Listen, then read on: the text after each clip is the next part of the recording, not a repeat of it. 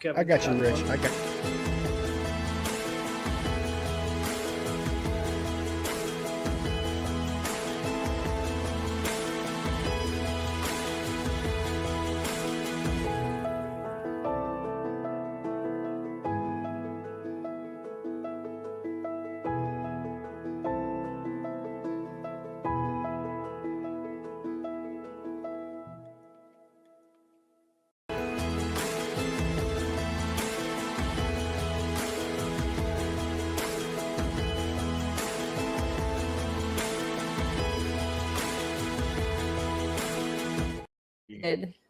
Well, okay. Well, we have a double intro and the wrong intro both times. Well, at least I think it's the wrong intro. I prefer the Wookiee intro and the Kara outro. For those who haven't seen it, we have played it a number of times here recently. It's really for the blog on the blog that I do with Kevin. Once a week, but it is really spectacular. Anyway, it's good to be here. Family Hour. We've got a full cast of characters up there without snow, which is a good thing. Kevin, how are you? Doing All well. good, Doing huh? well. Okay, you still got your eagle hanging in the tree? Yeah, he's there today for sure. Okay, yeah, showing him off. No, this is a different shot. Front yard. Okay, all right. And Captain Kirk, my count is that you only have one more session. Is that correct? One. I just thought that is terrific. And that's going to be what, on Monday? Yes, sir. Oh, wow. You have got to be delighted. Yeah. You can't imagine. Oh boy! And if they tell you, we want to go for another round, they say, no, I don't think so. I tell them I got a short life, and I'll just take it the way it comes. I'm going to take it. Yeah, I'm going to take it the way it comes. I'm going to take it from here. Thank you very much. But, Sure. No, thank you. Still got the 4 hairs that you inventoried at the beginning of this process? I do. Yeah. And right there, I had to go down yet, so that's good. Yeah. This week I have been looking at the beauty of Carmel. They really had some nice weather up there for the clam bake, the AT&T tournament at Pebble Beach. It was beautiful. Yes, and then the sky fell out for the last 4 days. I guess it snowed for you, didn't it? It did. It actually snowed in Carmel? It actually snowed. Tiny little bit. Stuck on the ground. Wow, that is just that is truly amazing. That door behind you, Dr. Jeff, does not look like a hospital door, so you must be home again. Home again. Home again. Well, good. I'm glad that you're here. Do you have a decent week? Save a few week, people? Catching up, taking care of things remotely. Back in the hospital on Monday for a double. And so. Does a double mean 16 hours or what? A double means 2 weeks in a row. 2 weeks in a row without a day off. Yes. Wow. Yes. And a shift for you is how many hours? Between 10 and 12. And then if there are other complicating factors, I may receive 7 to 10 calls in the evening, so I have fractured sleep. Mm-hmm. Well, that's why to be a doctor, you still got to be young, right? You're still in your 30s, right? Yeah. Yep. I might be in my 30s, but I act the way I act is the square root of my shoe size. Forever young. That'll work. Forever young. JB, you're overlooking your vacation rental when is that the Blue Ridge Mountains that are behind you, or some semblance of that? Okay. Yeah, it's looks like a spectacular place. You got another one of Shannon's shirts? No, this one's Oh no. Okay. Oh yeah, there we go. All right. Well, all right. We're styling. And Bill, it's always nice to have you back. Good to see you. Thank you, Yada. Shabbat shalom. Yeah, Shabbat shalom. Look forward to doing this show. This is going to be an interesting reveal as we figure out who and why and when of the 89th Mizmor, my favorite song of all time.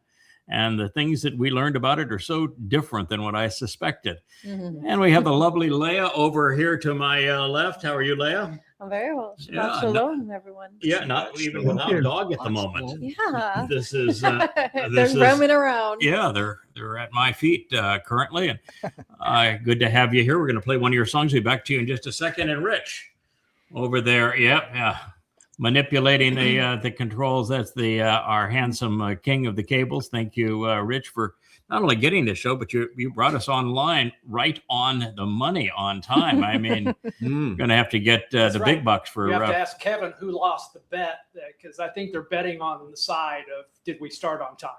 Did we start? The over and under on starting on time. I looked up; it was precise. So congratulations. It's not exactly easy. Look, we have 7 people, 8 people that are part of this program. If I'm and counting Leah correctly. is never on time. Yeah, oh no, Leah is special in that regard. Never on time.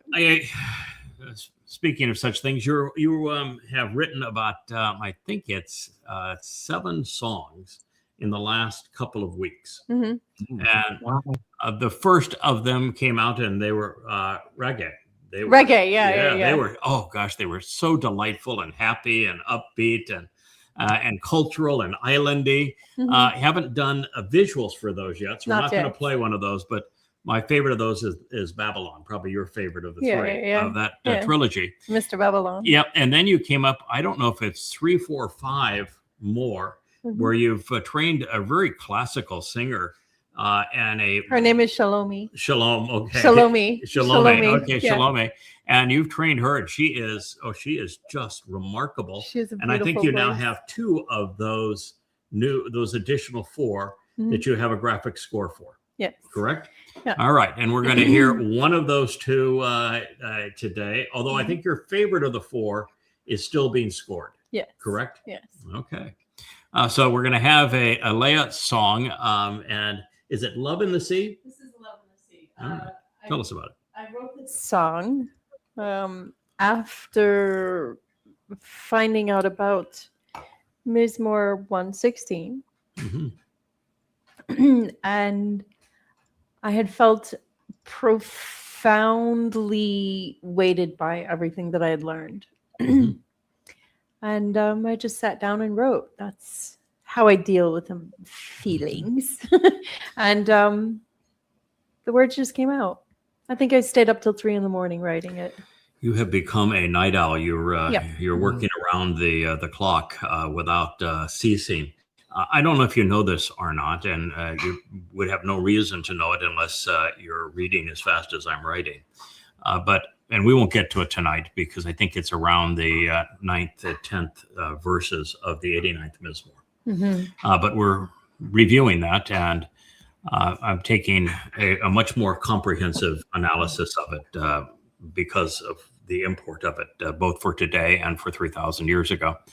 And what the most interesting thing is there's an interlude in it where after Ethan Ha-Ezraki speaks of Yahweh's nature and talking about how loving Yahweh is and how Yahweh is reliable. He's always trustworthy, and so we can depend upon him.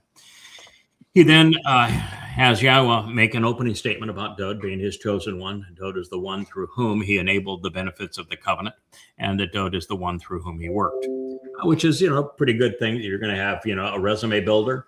That's it. That'd be the one. A pretty good start to a sound resume. And then he goes on and says again that Yahweh is loving and he's trustworthy, so that we can depend on what he God just said. And then what he does is he tries to garner Dod's trust. So it's one thing for Dod to trust Yahweh, which he had fallen out of the relationship with Yahweh, and that needed to be reestablished. So it was important for him to reestablish Yahweh's credentials. But Ethan Ha-Ezraki is delivering this to Dod. And in delivering it to Dod, he wants Dod to know that he's not just some schmo that slunk in and unannounced off the street, that he can do with what he wants. He says, and I want to tell you a little bit about me, pal. I want to tell you exactly who I am.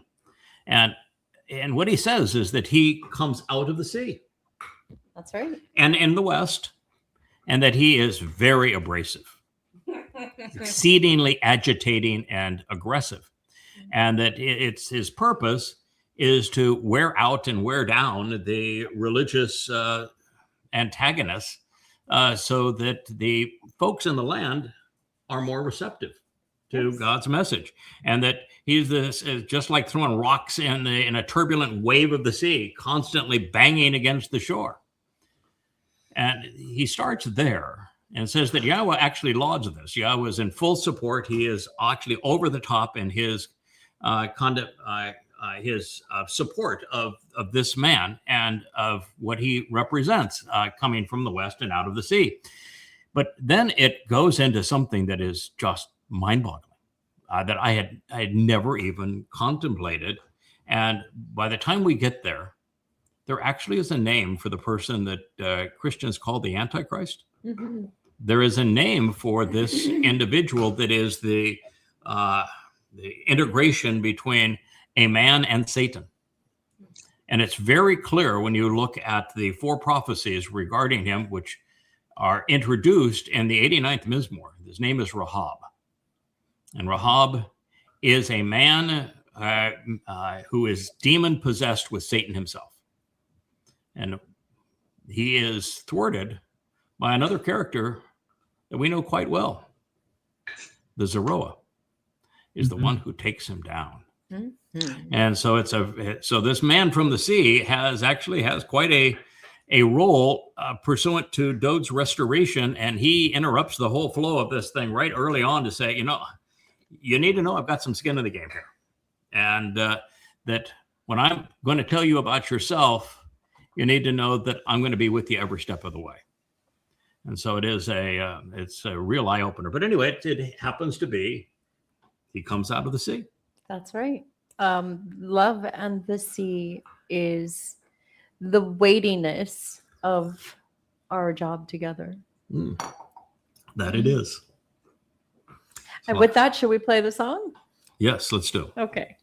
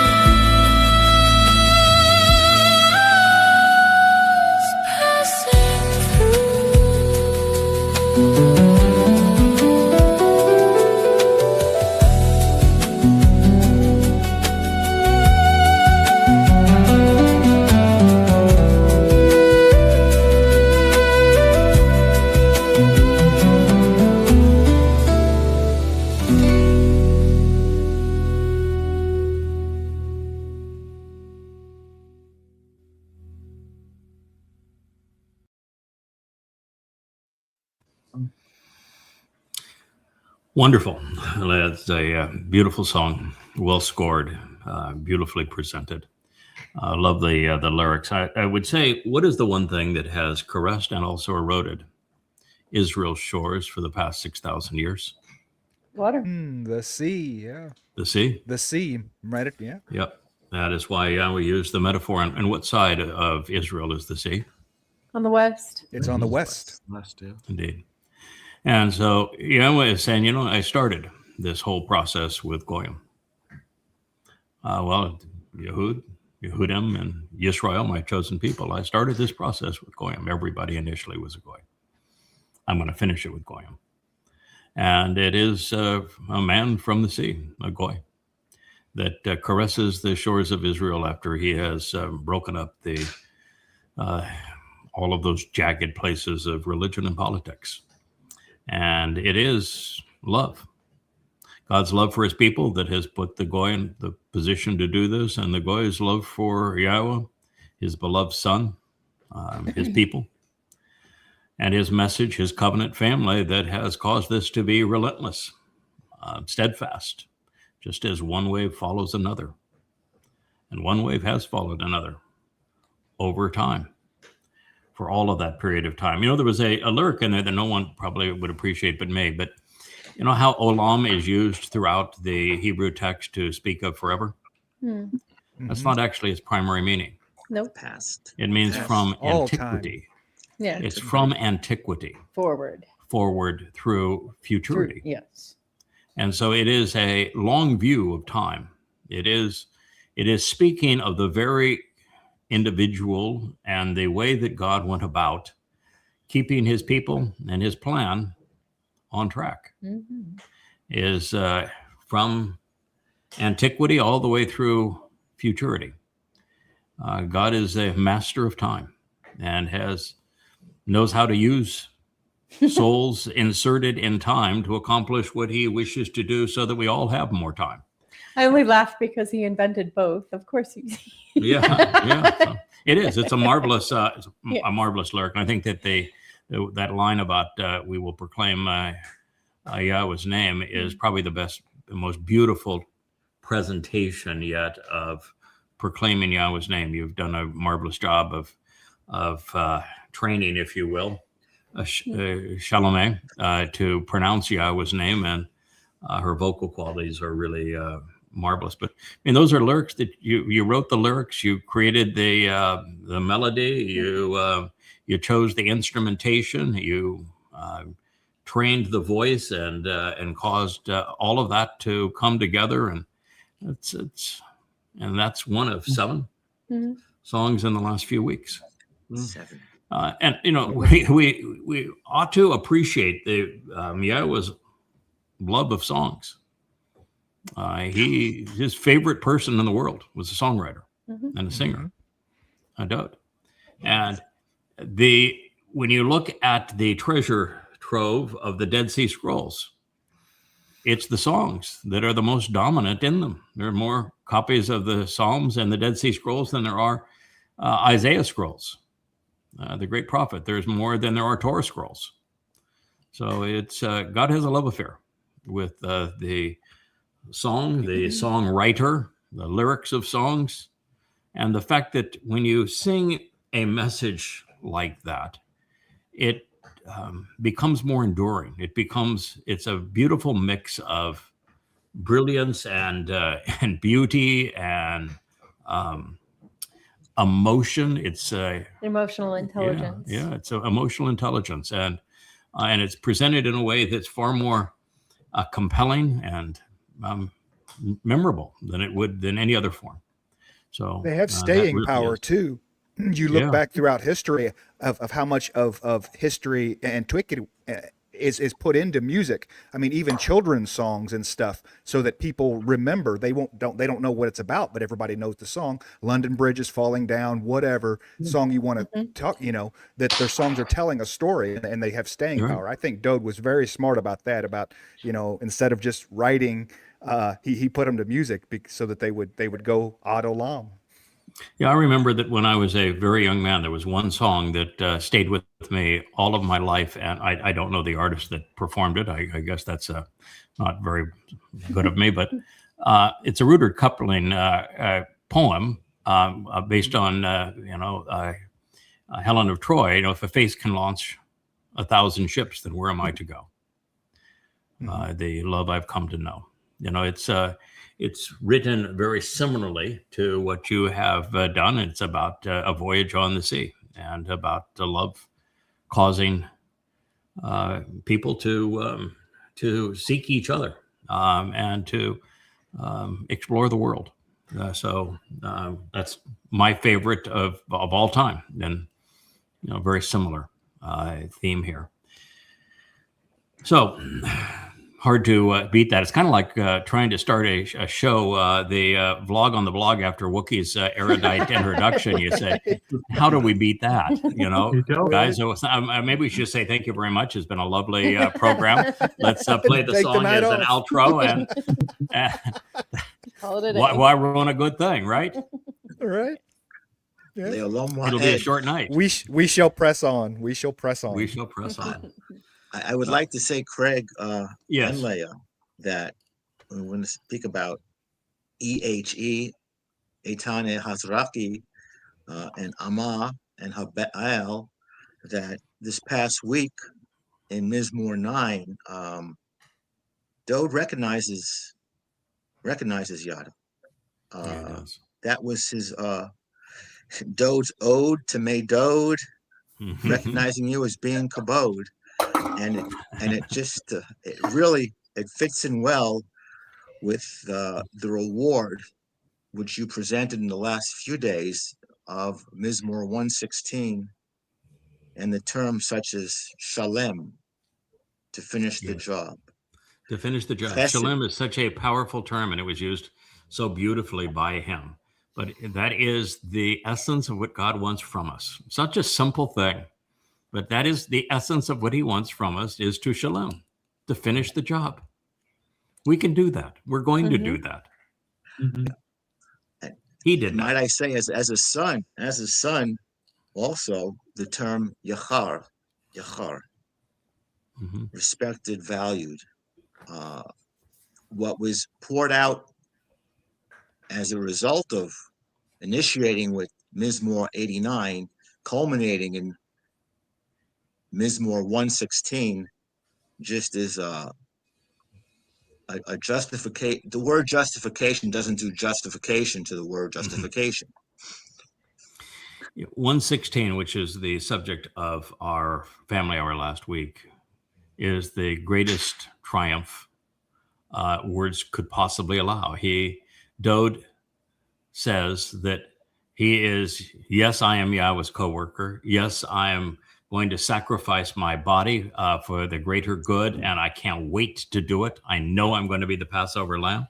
He says, I'm fully aware that my soul is going into Sheol. I know what the purpose is. I know how I'm going to fulfill matzah, and I'm ready to go. Put me in, coach. Let's go. It is so comprehensive and so complete, really, of everything that we have come to recognize and appreciate about Dode, that ultimately he finished the job. He, in a second of 3 lives, he got up and got going, and he fulfilled Pesach. He was crucified, fulfilling Pesach, sacrificing his body, and his soul took our guilt into Sheol on matzah, and he affirmed his role as the firstborn son of God by fulfilling firstborn children on Bakurim, all in 33 CE, year 4000 Yah. And the 116th Mizmor affirms all of that. It celebrates it. It is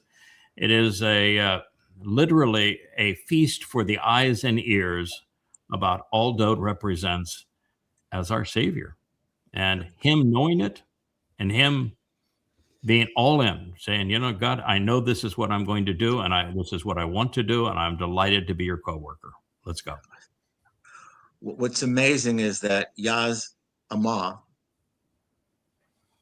with her bail, initiated the whole process.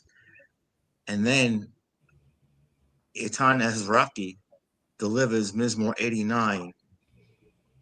And then Mizmor 116, 17, when the words come out of Dode, Zabak, Zabak, Yeah. that just gives me shivers down my spine. That's just beyond what words can do justice for.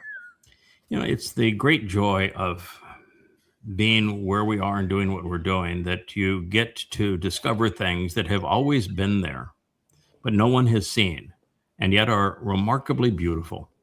And this transition from Dode with his wonderful 48 years to him in his 56th falling flat, and you see what he did that was so horrible.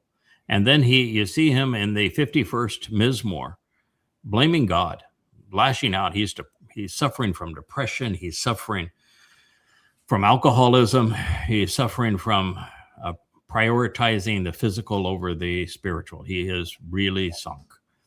And then you read the last word picture, this 31st Mashal, and you hear the story of Dode celebrating the arrival of his adoptive mother and what she represents, and how she told him, listen, first thing we got to do, we got to have you figure out who you are. So I'm going to ask you this question 3 different times over so that you come to grips with who you are. And then you need to stop drinking. No more wine. Wine isn't for you. And then you need to think about what you can do with that bashar, a body, that is so much better than what you have been squandering it on. And think about what you can accomplish. And then she says, you know, I'm going to clean you up. I'm going to get you all properly attired. This is going to pass, and you're going to rise again. And she gave him the motherly pep talk. But that was not enough to transition from the 51st Psalm to the 116th. And so that's how I came back to the 89th. It became obvious to me that the only thing that was capable of bridging that gap was the 89th Mizmor. And that it wasn't something that was inspired by Yahweh 4 years after Dode had passed in year 3000 Yah, 968 BCE, as the cornerstone of the temple was being laid. No, it was delivered to Dode while he was still well into his first of 3 lives. And it was used to get Dode back on track. So that's when he wrote his most important songs. And it was used to prepare and raise Solomon so that he was positioned to do what he did. And it was God's way of saying, no, I'm going to have your back. I'm actually convinced, and I'm sure that I'm going to find it. In fact, I've already found hints of it. But when Dode showed up 1,000 years later to fulfill Pesach, Matzah, and Makodim, and arrived 3 to 4 years prior to the fulfillment in 33 CE, I'll bet you anything that he wasn't alone. I bet there was somebody else with him. It's just not God's way. You know, he is a king. What do kings know about being all by yourself? Kings have somebody for everything, right? They even have guys to fetch him a cup of water. So he had to have somebody who would do the laundry, who would, make the tent. He had to have somebody that was there that he knew he could trust, that he would just be comfortable with, and so that it wouldn't be so frightening knowing what he was up against. And saying, I know what you're going to do. I'm going to do it too. So, this is your time. A couple thousand years from now, it'll be my time, and you'll be there for me. So we'll get each other through this. So I think I would have a I would have a different take on that. I mean, Mhm. Dode at 8 years old was a shepherd living out with this. He could take care of himself. I think he had people go back with him to keep him from.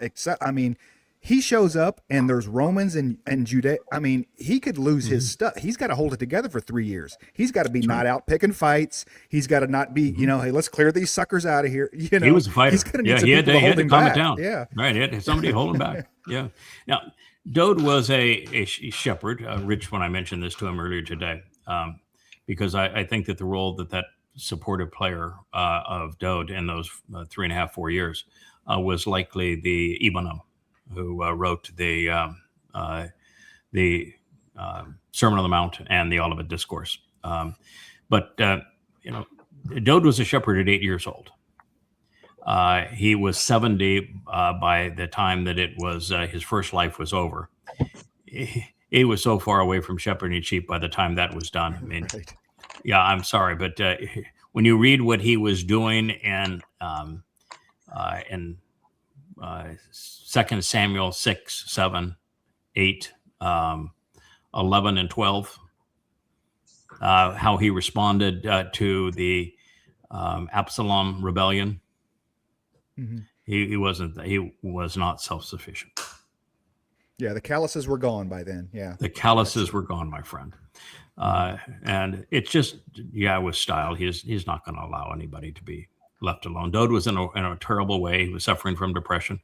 It happens to most everybody at one time in their life. And he was self-medicating with wine. And he was trying to, there's so many people that his life is meaningful. And so they'll sex themselves darn near to death. And that was happening too. And he shirked all of his responsibilities. So I think that it would have been wise, even with Dode recovering fully, as a result of the 89th Mizmor that he was accompanied.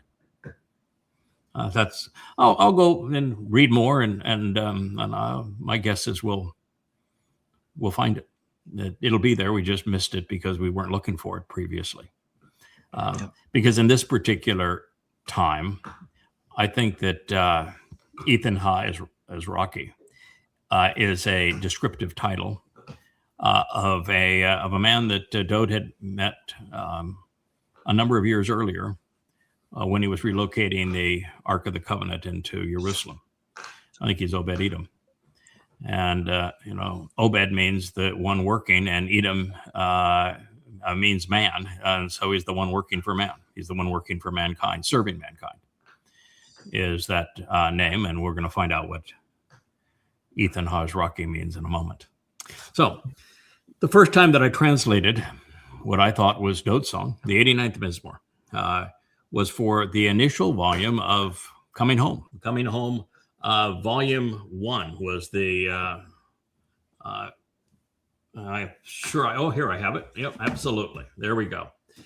It is in this volume. This is Coming Home, volume 1, and that's where we're going to find the first time that I translated the 89th Mizmor. I remember translating it because my wife, Leah, was just like beside herself. I was in the midst of writing something else, and I wanted to finish it, and I just had projects up to here, and you can do 2 or 3 things at once, but you can't do 10. And she said, no, this is the answer. This is the most amazing thing you have ever read in your life. You need to deal with this. So this is the 89th Psalm. Translate it now. Incorporate. I don't care what book you're writing. Work it into that book. Stop everything else. Do it now. And that found its way into Coming Home, Volume 1. Now, you'll find it also because I fell in love with it. You'll find it in the To Dode or Not to Dode chapter of that. So it's towards the end of the Coming Home Volume 1. And since that time, the 89th Mizmor has become the cornerstone of really everything that I've come to know and say. It's how I came to recognize that Dode is the Messiah and Son of God, who is our Savior, who fulfilled Pesach, Matzah, and Bokodim in his second of 3 lives. So it's the key that unlocks the greatest discovery in human history, the most valuable discovery regarding life. So I've come to view it as second only in importance to the Torah. And as a result, you'll find it featured in Yada Yawa volumes 4, 5, 7, and 9. So that's another 4 times on top of the 1. So we're at 5 already. It's in Twistianity because it completely negates the Christian religion in volumes 1, 3, and 5. It's found in volume 1 of Babel. It's found in volume 5 of Observations. And I repeated it in volume 3 of Coming Home. And now I'm writing it again in volume 4 of Coming Home. Just for good measure. Somebody would say that might say I have an obsession with this. And I do. And I do. It is here that we find absolute and irrefutable affirmation from Yahweh that Dowd is the chosen one, that he is the firstborn son of God, that he is the anointed Messiah, that he is the sacrificial lamb. He's the exemplar of the covenant. He is the one through whom the covenant was enabled. He is our Savior. He is the returning king. And even more, Yahweh refers to Dowd as Elion, which is all things pertaining to the hand and influence of Almighty God. Now, that's a complete resume. His throne, which is the mercy seat of the Ark of the Covenant, will be as brilliant as the sun upon his return on Yom Kippurim in year 6000 Yah, which is 6:22 p.m. as the sun begins to set in Jerusalem, October 2nd, 2033. Now, obviously, I didn't present the entire song on every occasion, typically highlighting portions of the 89th Psalm that were pertinent to the subject being discussed at that time in those volumes. And as a result, I usually skipped past the introduction. Now, not only because I didn't fully appreciate its contribution to the story, but also because I instinctively knew that Ethan Ha-Ezraki was a message. It's not a name. It tells us something special about the author, the co-author, really, of this song. Surely the most inspiring lyrics ever composed. I'm sorry, Leah, but I do have a preference. I love your songs, but I still think the 89th is the most inspiring lyrics ever written. Now, it might be a little tougher to put it to a melody, but no, I could put that to a melody. Okay, well, you're going to get the chance. So they were not co-authored or delivered by someone so insignificant that there was only one other mention elsewhere in the prophets or the writings of this man's existence. And so I began to say, did that other occurrence, if we really examine it, does it tell us who he actually is and what he was doing in the concluding years of Dowd's first life? Does it bridge the gap between father and son and father and son? At long last, I now know who Ethan Ha-Ezraki is, and soon, well, you will too. The answer is initially delivered in 1 Malachim 4. That would be 1 Kings in the 4th chapter. Now, this is what it says. This is really interesting. So God gave, appointing and providing, from Nathan, cerebral acumen and the capacity for wisdom, insights, and understanding by filtering and processing information, chakma, in proximity to shalom, which means complete and rational appreciation of reconciliation, along with comprehension and insights deduced from a logical analysis of reasoned instruction and through intelligent connections, providing this for his benefit in an ongoing, increasingly significant, frequent, and very demonstrable manner. A breadth and full measure of thoughts and emotions, of the inclinations and the motivations of the heart and the mind, especially judgment comparable to the whirling and loose granular sand, which, showing the way to the benefits of the relationship, was upon the lip, and therefore the words spoken by the one from the sea. Well, there's more, but that's Malachim, 1 Kings 4:29. So I wonder who that guy could be. so the first thing is that I have come to realize, having done this job now for 25 years, and having studied everybody that's a significant player in God's story, that there isn't a single experience of a data dump where God says, "You be wise," and you were wise. He says, no reason to read, no reason to, toss the Torah. You don't need the Torah. I've just given you the data. Start speaking. Wind the monkey up. God never does that, ever. Now, the closest you Look got at to that Moshe. is How long did dictating Moshe spend before he even came down and said anything to anybody on 40 the top? days. Yeah, 40 days on Mount Torah, one-on-one with Yah, before he came down. And he only came down with parts of Barashith initially. The rest of the Torah was played out over time, over 40 years, and the last book of it represents what Moshe learned that he thought was important for the people to know. And so I'm going to tell you that he didn't do a data dump with Moshe. He most certainly didn't do a data dump with Dode. It was learning, growing, experiencing. The 119th Mizmor that is so rich in its understanding of the Torah, or the 19th that's great in its summation of it. It's after studying these things. And so with Solomon, God didn't say, "Solomon, you be wise." No, this is how it happened.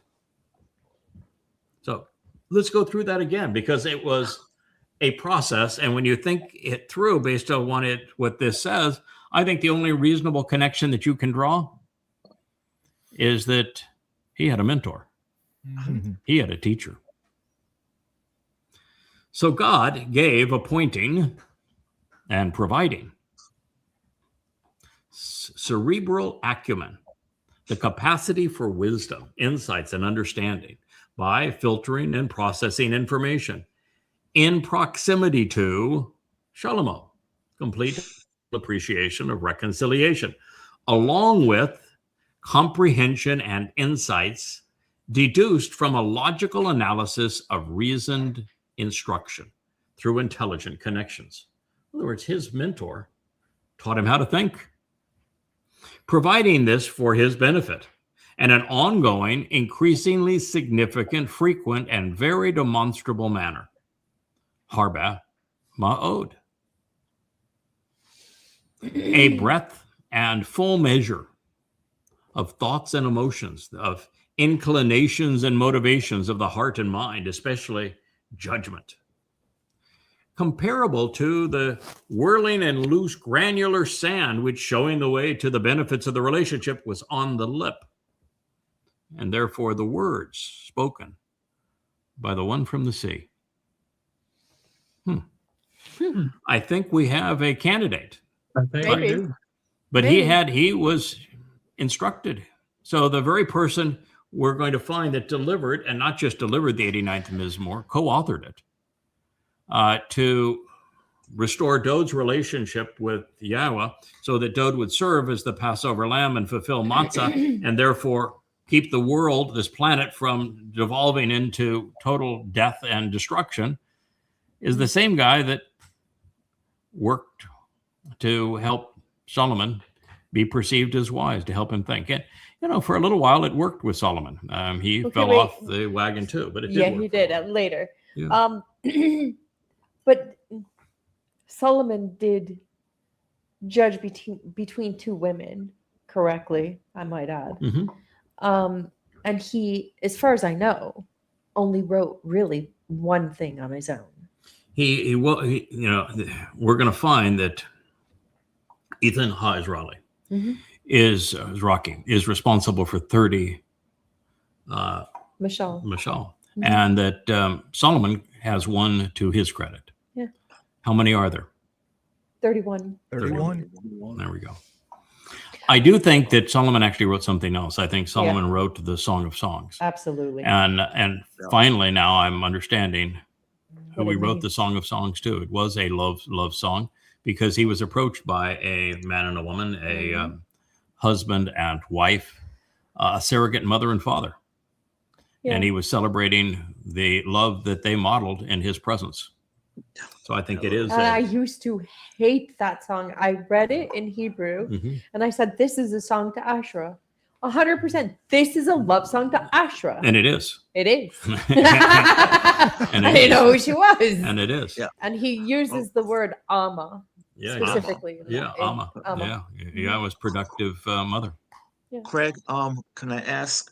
Yes. When do we think in the time frame of things that Echad Melakim Arba, one Kings 4, was written? Well, it was this portion of it had to be written sometime before Dode's passing and in his first life, and after Shalomo's birth. So much after Bathsheba, somewhere in that period. Dode is 56 when he and Bathsheba conceive. It was no spring chicken. Conceive Shalomo. He's born the following year. Dode, his first of three lives ends when he's 70 years old, 14 years thereafter. Yeah. And so, Solomon's not very old when he inherits the throne. I think he's 12? I mean, so he's a young boy. Okay, so it has to be somewhere in that period of time. So we're looking right around 1000 BCE to answer your question. And therefore, the mental dexterity, cerebral acumen, and the capacity for wisdom and understanding through filtering, knowing, and processing information. Chokmah again. Now, chokmah is not just a flippant term that is thrown out occasionally in Hebrew, and it is specifically targeted towards the choder.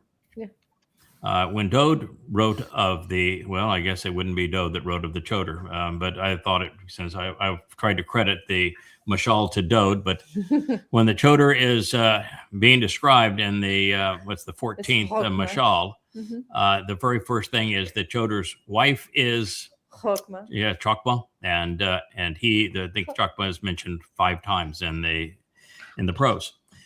And when you come to the choder and Yeshaya 11, it is the very first attribute that the Spirit provides after being designated the very Spirit of Yahweh. So it is exceedingly important to Yahweh to have a person who is adroit as it comes to who can think. Chokmah, and his wife is also Chokmah. And so therefore, the mental dexterity, the cerebral acumen, the capacity for wisdom and understanding through knowing, filtering, and processing information of Shalomo, complete and rational source of restoration, was increased significantly. Not by magic. We've now heard about this relentless, ongoing, steadfast, demonstrable process that led to it. Beyond and differentiated from the wisdom, insights, and understanding of all of the other sons of antiquity before time, after time. And also beyond all of the mental dexterity, cerebral acumen, and the capacity for intelligent processing information, Chokmah again, adversely bound up in Mitzrayim, representing oppressive and troubling religious and political regimes. So the greatest knowledge repository of man at the time was considered to be Egypt, which is Mitzrayim, but it stands for anything that is oppressive religiously or politically, which is all human civilizations at the time. He was wiser than anyone from any one of those places, and really the totality of them. He was actually and continually, skillfully, and prudently, wisely and rationally taught. That's that magic word right there, to deduce and comprehend insights. Chakam. That's not chakma now. We are now dealing with a verb. This is the process of teaching someone How to think. How to think. How to think. Of everything pertaining to mankind, and all of this from this one man. Men, Kol, Ha, Adam. All of it from one man. From Ethan, Ha as Rocky. Ding, ding, ding. Ethan means Ethan. the perpetually reoccurring. Perpetually reoccurring. Leolom. Yes. Mhm. Yahweh's brilliant. This was not his first rodeo. Or hers. Or hers. Okay. This was not his first. He perpetually reoccurring means for a very, very long time in antiquity and for a very long time into the future. The perpetually reoccurring and continuously deployed. The long established and perennially unrelenting. Yep, that sums it up. Pretty much sums it up. At that point, I said, I think I know who that is. But wait, there's more. Oh, but there's more. Yes, That's Ethan. Yeah, that's Ethan. His Ha is Rocky. He's the. You read this and you say, okay, God, you're just cheating. And it's like, it's like, what are they in the video? I've never played video games, but they have, what do they call them in video game? Cheat code. Cheat codes. Cheat Yeah, code. cheat codes in a video game where you can get more lives or more power or whatever it might be. That's kind of what I felt like when I was reading this. Like, okay, I'm a player in a video game and God's got all the codes. Okay. Ha is Rocky, the one springing up as a tree. Oh, Now, normally you'd say, oh, come on, a tree. Why do you call me a tree? Well, the fact is that we know that the role that I'm playing is the tree of knowledge that leads back to the tree of lives. And we know that the Chodar is presented as the branch from a tree, and he has roots, and he is an observant branch, and he is even with two of the seven spirits. He is called the tree of counsel, of Dayat, of knowledge. So, yep, Ha is Rocky is the one springing up as a tree, coming forth prepared to shine at the right moment with logical expressions regarding the overall sequence of events. Pretty much sums it up there, A folks. little bit. Don't see any Captain wiggle room Obvious. at all. But God wasn't done. oh, Hyman, Yeah. Hyman, the one I confirmed would support me. The one I confirmed would support me. Kelkol, to comprehend the full measure of things and to complete the mission. again, Hmm. shalom. Darda. Shalom. The generational source of knowledge. The offspring, Makol, brought forth to question the twisting and anguishing travail of men. All right. So that's That's three it. different. Pardon? That's three different people then, right? Nope. No, One okay. person. They're all- That is who he is. He is defined by Ethan as Rocky, by Hyman, by Kakol. Kakol, and by Danda. So I'll read that again. It's one person. It's just an ongoing definition of that person. God's going to say, I'm going to tell you everything that you need to know about this. So he was actually and continually, skillfully and prudently, wisely and rationally taught to deduce and comprehend insights of everything pertaining to mankind, and all from this one man. From Ethan, the perpetually reoccurring and continuously deployed, the long established and perennially unrelenting. Ha is Rocky, the one springing up as a tree, coming forth prepared to shine at the right moment, with logical expressions regarding the entire sequence of events. Hyman, the one confirmed who would support me. Kalkol, to comprehend the full measure of things and to complete the mission. Darda, the generational source of knowledge. The offspring of Makol, brought forth to question the twisting and anguishing travail of men. Twisting. Great touch. Captain Obvious. Yes, yeah. Twistianity, goddamn religion and Islam. Yeah, it's pretty much Yeah. it. Correctly accused, as they say, I represent that statement. This is like a Yeah. case of being Captain Obvious. Yeah, being a little Captain Obvious. Yeah. But we all missed it. And so his name, his proper designation and reputation, his renown, his calling and conspicuous position would exist throughout time. Among all the Goyim, the non-Yisraelites who turn around and are brought round. It says that he was known among Goyim. Ain't that interesting? And that he would exist throughout time. Then he conveyed, narrating 30 instructive mashal word pictures as memorable and wise parables and proverbs to inspire astute leadership. Oh, my. And his songs, remember that, songs about this journey through life will be 5. Each bullish for the tribe, learned and instructive, empowering 1,000-fold. He will continuously speak of and concerning the Eshem, the trees, including the one reaffirmed as the stoutest of them, who, for the benefit of the relationship, is with those who are purified and white, inclusive of the restoring witness of Izab. Pay attention to that too. It comes back around. Hyssop.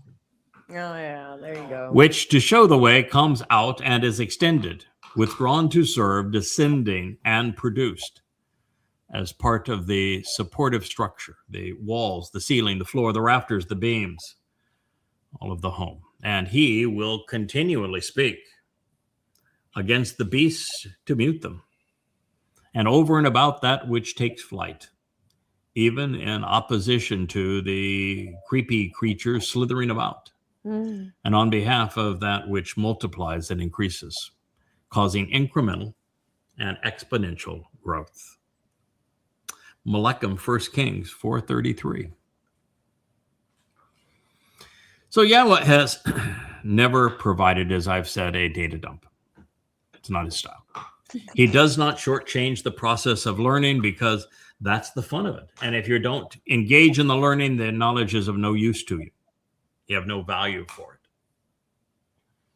We become chakma, wise, by observing the information God has provided, closely examining and thoughtfully considering it, and then making the connections which lead to understanding. It is a process, the one that is the result of filtering through the available information in a disciplined and rational manner, just as this narrative suggests, just as I have been doing for the past 25 years. Chokmah is actually the result of tamuna, of logically deducing intelligent insights by making rational connections. And it was Ethan Ha-Ezraki who Harbe significantly and frequently schooled Shalomo in this mental discipline, doing so in a very demonstrable manner. One grain of sand whirling about in the breeze does not a beachhead make, but billions will eventually reveal the benefits of the relationship.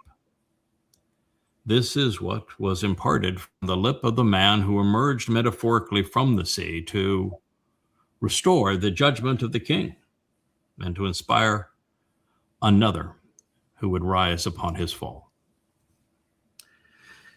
Solomon's wisdom grew over time as it was cultivated, increasing beyond those who had preceded him. Eventually, as a result of the instruction of a continuously deployed man renowned for his logical expressions, the boy would be king, grew in understanding well beyond that amassed by the oppressive and troubling religious and political realm of Mitzrayim.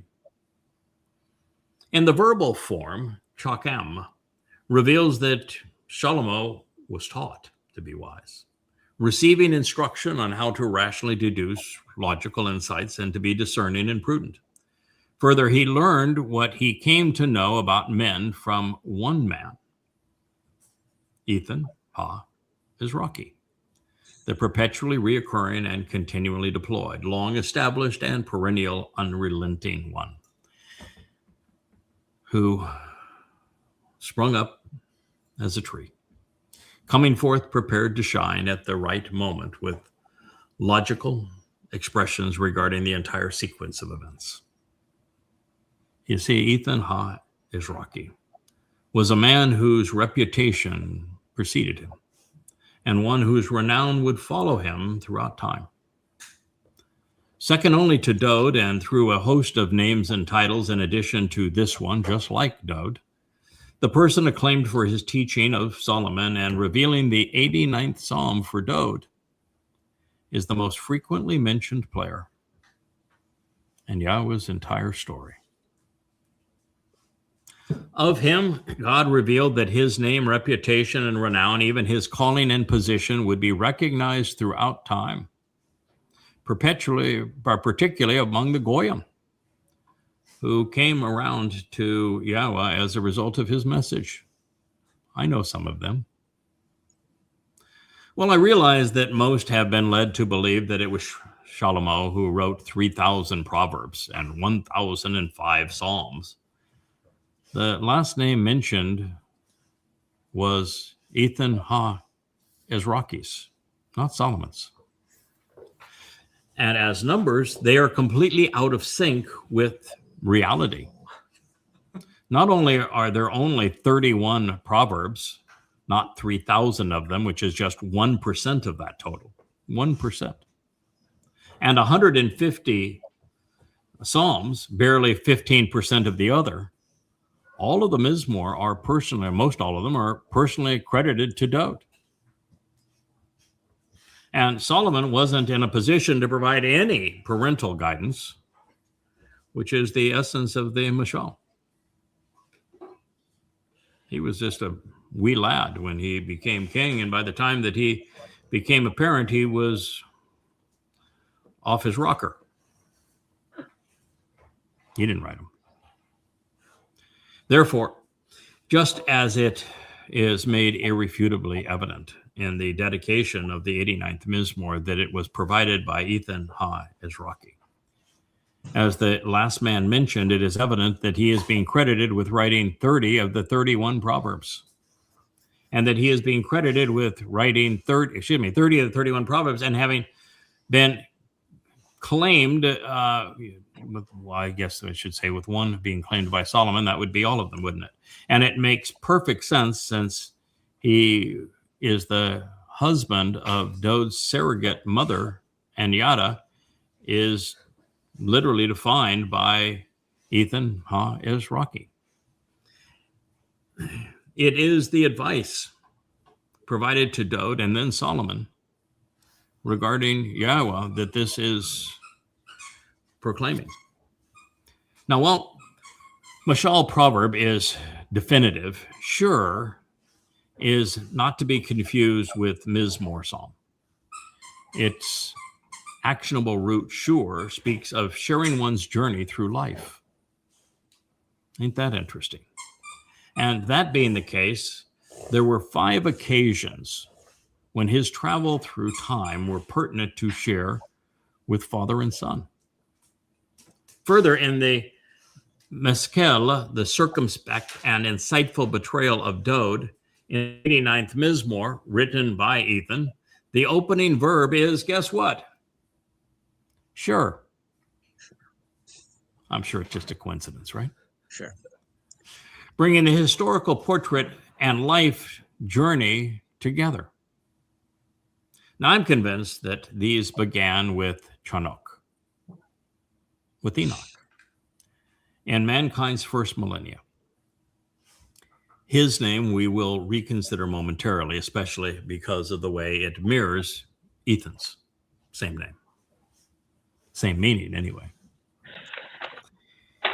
He was next inserted into the timeline on the occasion of Moshe's meltdown, along with Dode.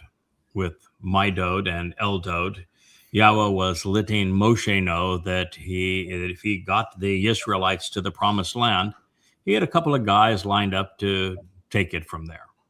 And while nothing they said was recorded on the occasion, their message was detailed and retained pursuant to the fulfillment of Yahweh's timeline when they visited with Daniel as Michael, right about God, and Gabriel, God's most competent and courageous man. And by the way, with the mention of hyssop, I think it is likely that Ethan Ha-Izraki, by whatever name, was actually inserted into the story prior to the 11th chapter of Numbers, which took place a few days out of Choreb, where they were introduced as spirit-filled and speaking prophetically for Yahweh. Moshe was persona non grata, not just with the Egyptians, but with his own people. And he was going to need some help. And when you mention hyssop, hyssop was how the blood of the Passover lamb was placed on the doorway to life. And he is identified here specifically with hyssop. And he will be identified with hyssop in the sacrifice of the animal parah. Hyssop plays a big role in this individual. I think that we will find as we go through the text more and more that Yahweh didn't let Moshe hang out there on his own. That he had someone working for him, just stood in the background, because this wasn't about him, it was about Moshe and about the children of Israel and getting them out of harm's way. But there was somebody there supporting him, and it's indicated by the hyssop, in my view. So there is a growing and overwhelming evidence that the third deployment of the soul of Chanuk, Enoch, aligned with year 3000 Yah. On this occasion, he served as a surrogate father during Dode's at least last 4 years, and maybe for a longer period than that, at least of his first life, and as Shalomo's grandfather during his first 4 years as king, and maybe a little longer, during which time he would have reinstated Dode's reputation with Yahweh, taught Shalomo Chakma, and written the 89th Mizmor, along with 30 Mashal Proverbs. And at the pace that he writes, that's a reasonable accomplishment for that amount of time. He is verbose. And there is every reason to suspect that the soul of Ethan Ha-Izraki may have been inserted a decade earlier, such that he could have served as Obed-Edom when assisting Yahweh and Dode in bringing the Ark of the Covenant into the Temple Mount and properly positioning it within the tent of the restoring witness, as reported in 2 Samuel 6. It is what prompted Dode to begin thinking about a more permanent home for the Ark, and Yahweh's amazing response in what heretofore has been my favorite prophecy, 2 Samuel 7. That's the one that brought us together, wasn't it? First one translated, most often translated, even more than this one in Mizmor 89. So we are currently in the last days of the fourth deployment of Chanuk's Nefesh. This is a teaching opportunity that will conclude with the fulfillment of the fourth Moed, Shabuah, where he serves as the one cultivating the harvest. Yada Yahweh and the Yahweh vlog represent the enduring legacy of this particular life. So in my fifth memorable deployment, my mission is to serve as one of the 2 final witnesses alongside Elia, the only other man taken by Yahweh in this fashion. Nice tie-in, isn't there? Everybody's always known there needed to be a tie-in between Enoch and Elia for that reason alone, and there is. Turns out there is. I will then fulfill the 5th Mikra on Yom Teruah, the day of the herald, serving as the Adama Parah, this bullish man and productive individual, known then as the Choder, as the Nakar, as Yada, and the man from Edom.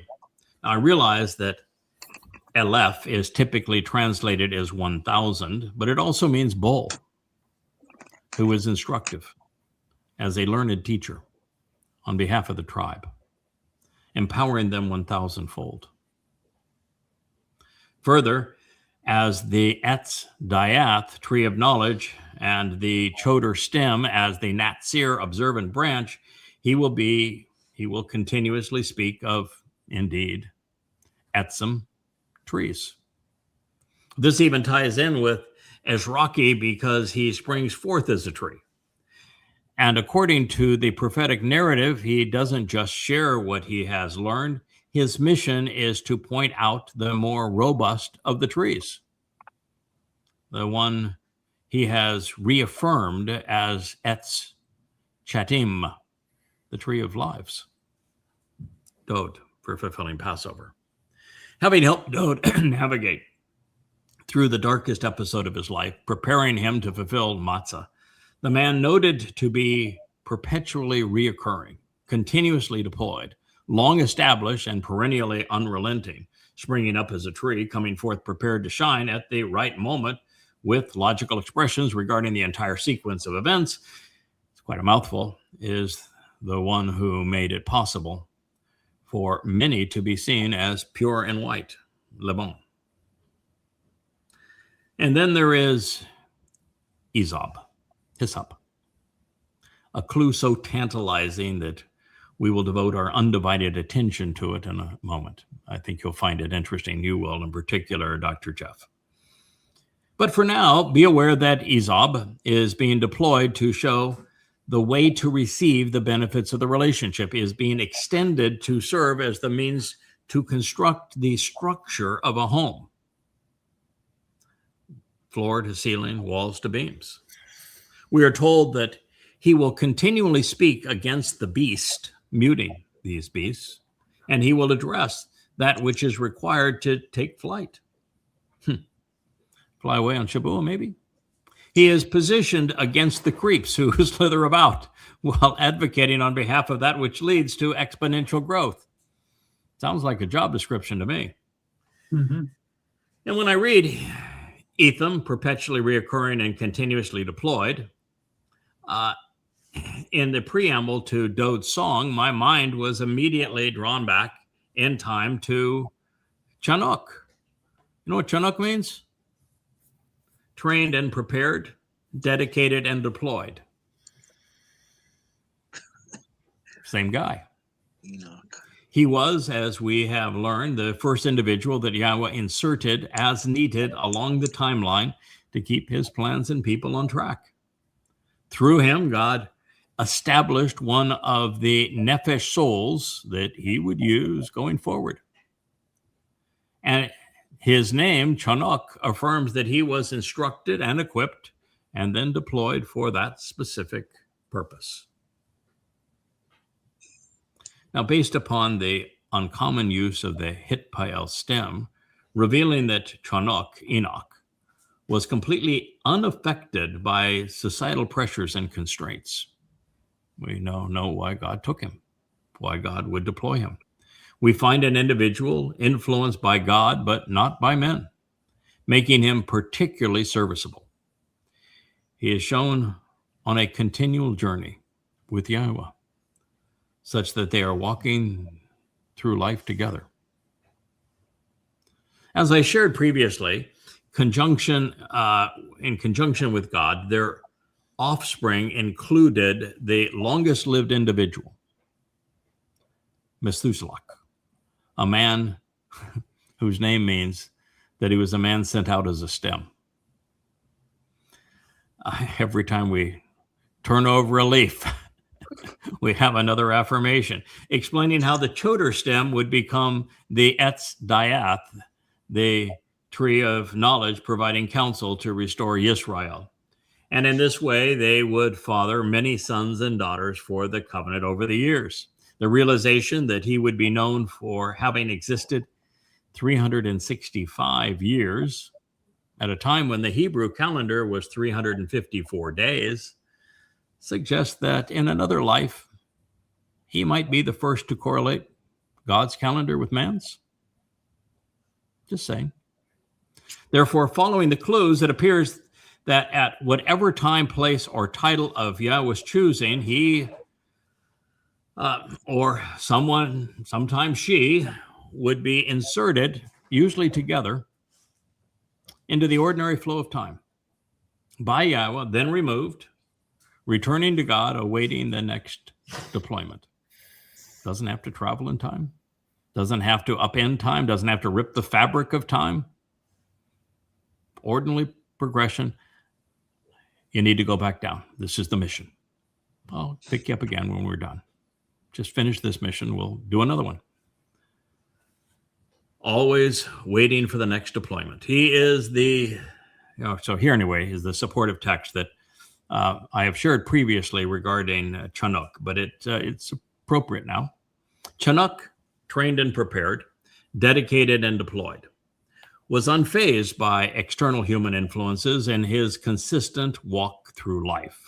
He, free of human cultural, societal, religious, or political control mechanisms, traveled with the Almighty. Afterwards, he delivered with him Methuselah, a man sent as a stem, the individual dispatched as a shoot, from Math, man, Shalach, sent out as, and a Shelek, a shoot, a stem, a sprout, a choder. At 300 years, and then he fathered other sons and daughters. All of the days of Chinook, trained and dedicated, deployed, was and will be 365. So Chinook, trained and prepared, dedicated and deployed, unfazed by external societal influences, consistently walked, traveling through life with the Almighty, and then there was nothing of him, because God grasped hold of him at that moment and obtained him for a period of time. Barishith in the beginning, Genesis 5:22 through 24. Quite a connection, don't you think? Wow, you've been busy. Yeah. I mean, I'm obviously biased because I've been doing this for 25 years and I've gotten pretty accustomed to God's style of just when you thought you had it together and God had put everything on your plate that you could possibly handle, that he doubles down again and says, I knew you could do more. So I'm pretty accustomed to this. I've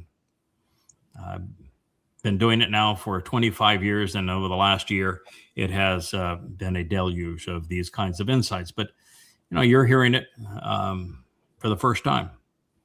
What are your thoughts? I'm absolutely amazed. I don't know what I've done. Sorry if I'm talking over someone, but No. I'm sitting there the whole time saying, how did I get involved with such a great group of guys, plus you and Lamb? Wow, this is just wow. You're a huge part of it. Yeah, you're a huge part of it. Yeah, it is a smile. I mean, it's all smiles. This is we are together, and it's going to be even more together because the role that becomes apparent through the 31st Mashal, the last word picture, and everything else we're reading, is that the role between the greater and lesser luminaries, both which God says are great, the tree of knowledge and the tree of lives, isn't that of king and subject. We're bound. We are side by side. And so if anything, well, Dode's clearly king and he's in charge, but Leah and I are more like his earthly father and mother than we are in any other role, which means that the organization of what needs to be done during Teruah and then on during Kippurim and through the 1,000 years of Sukkah, it's on you.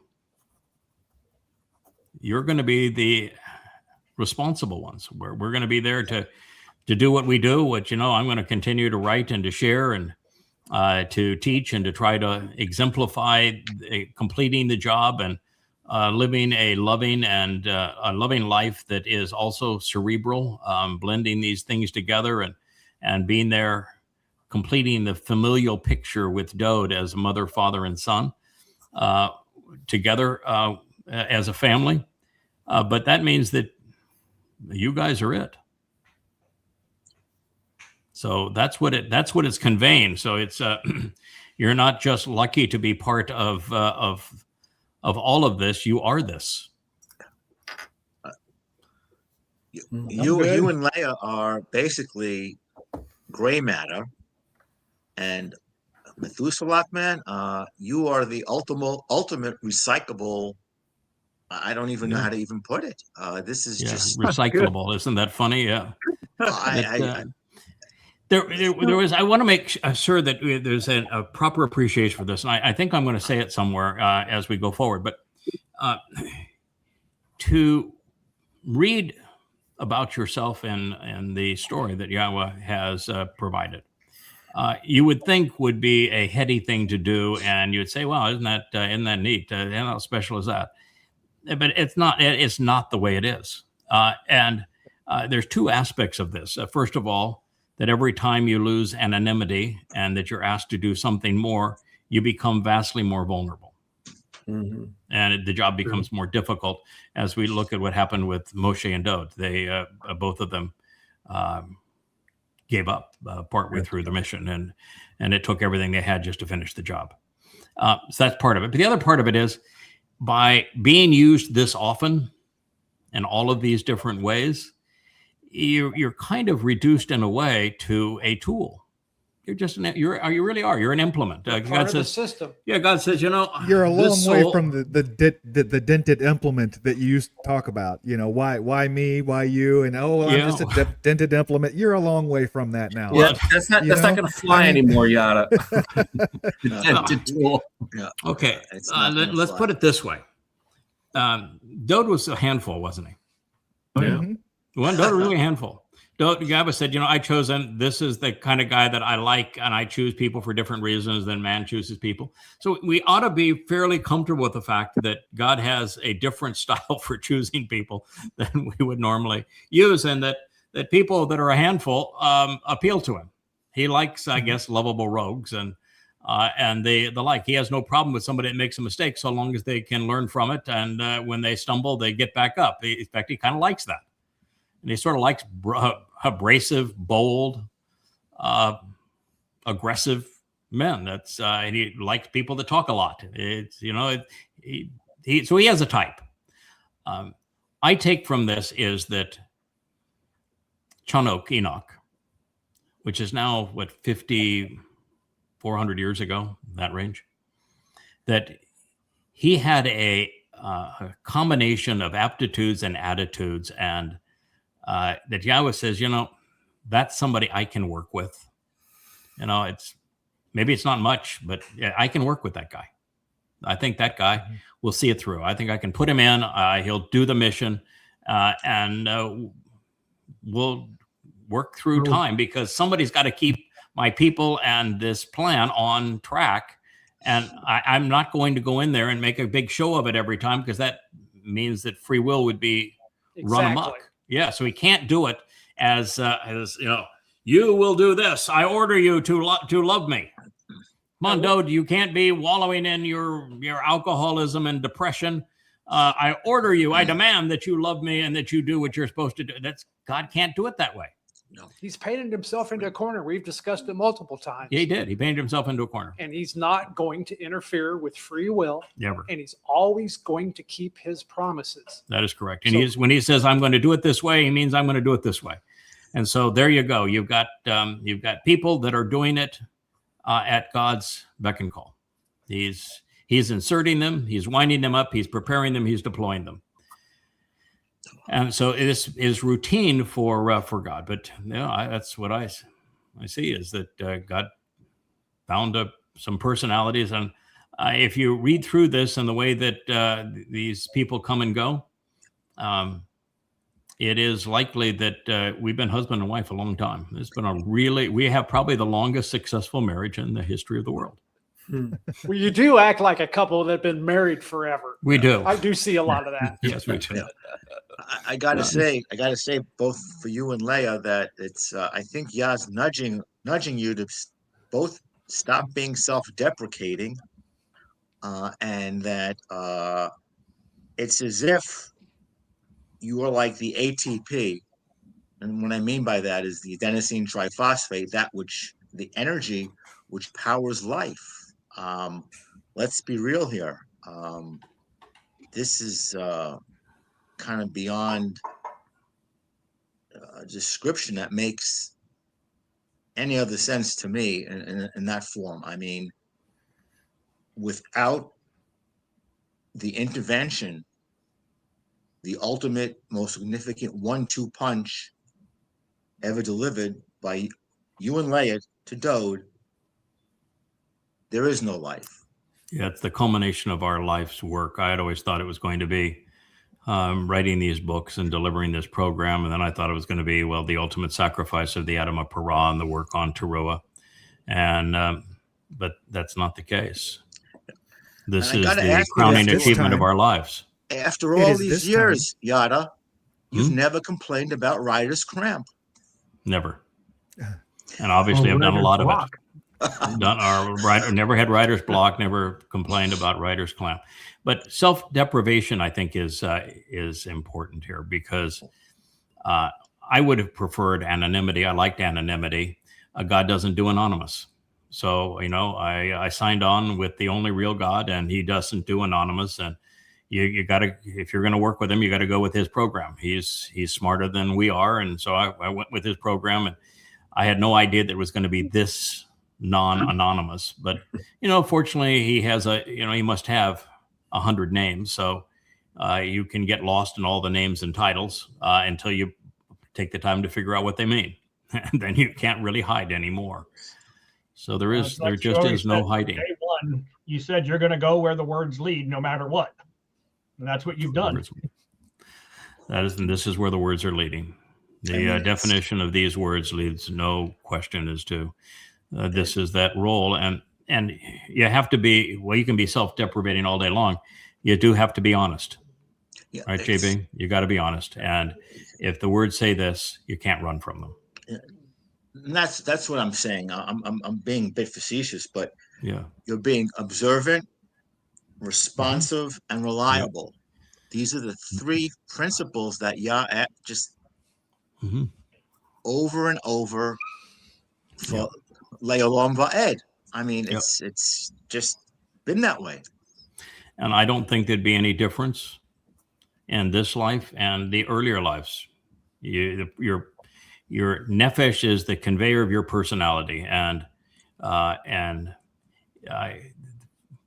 think for the better, all of us are going to have very similar personalities going forward.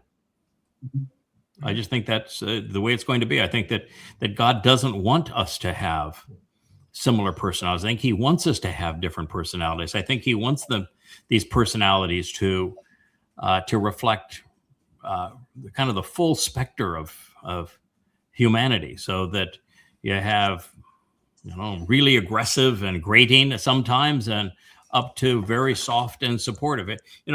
Kirk, for all the time that we were co-hosts on the Yada Yada Radio, Yes.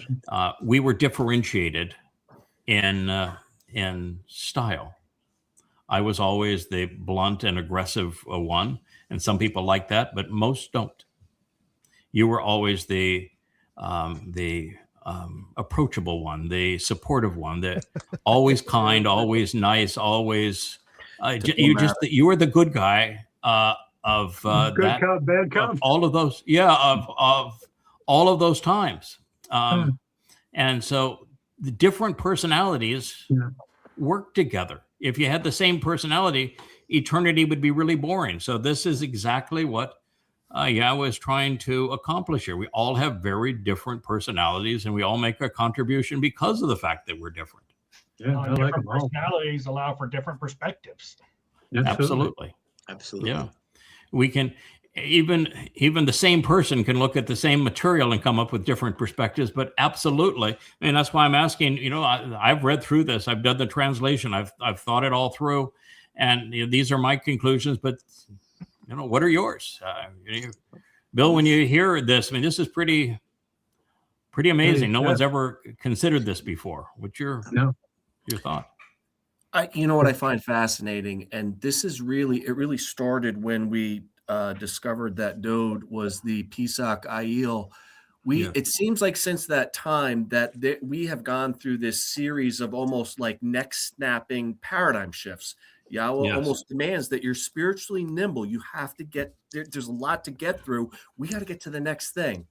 And my personality, I like to just sit with it and stew. But so trying to keep up, we're just always on that sort of that cutting edge of revelation, being in the covenant. And I just noticed I have to do that. I have to be a little bit more nimble with this because it's constant. Every week there's new information that you have to sort of digest and metabolize.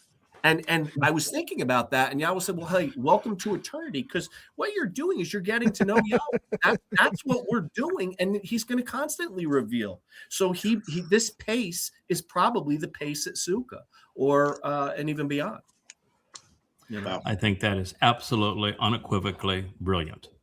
It is. And I didn't actually think of it that way, but I'm convinced that you're right, that we are, in a way, being taught, orchestrated, evaluated, encouraged to be on that edge, to never be complacent, to the moment that you learn something new, to be excited about how you're going to not replace that thing that's new, but add to it. Yes. Now that you have this piece and you understand this piece, how are you going to use that piece with all the other pieces of this puzzle you put together to get to the next piece? Yep. It's like moving through the equation where it is a perpetual equation. And God's saying, I don't want you to be comfortable with this. That's what I was saying, that the working with Yahweh, my first reaction has been the moment you get comfortable with, okay, it's fun writing for Yahweh as Yada, being anonymous. Yeah. But who is this Choder fellow? Right. And then who is this Nakri fellow? And then it goes on and on and on. And after a while, you say, oh, come on, God, this is just too much. Mm. And I think that is what we're being told here is eternity is a big place. The universe is a big place. Eternity is a long period of time. And God is not complacent. And what he's looking for is for us to keep up. That's the whole thing about complete the mission. He wants us to keep up.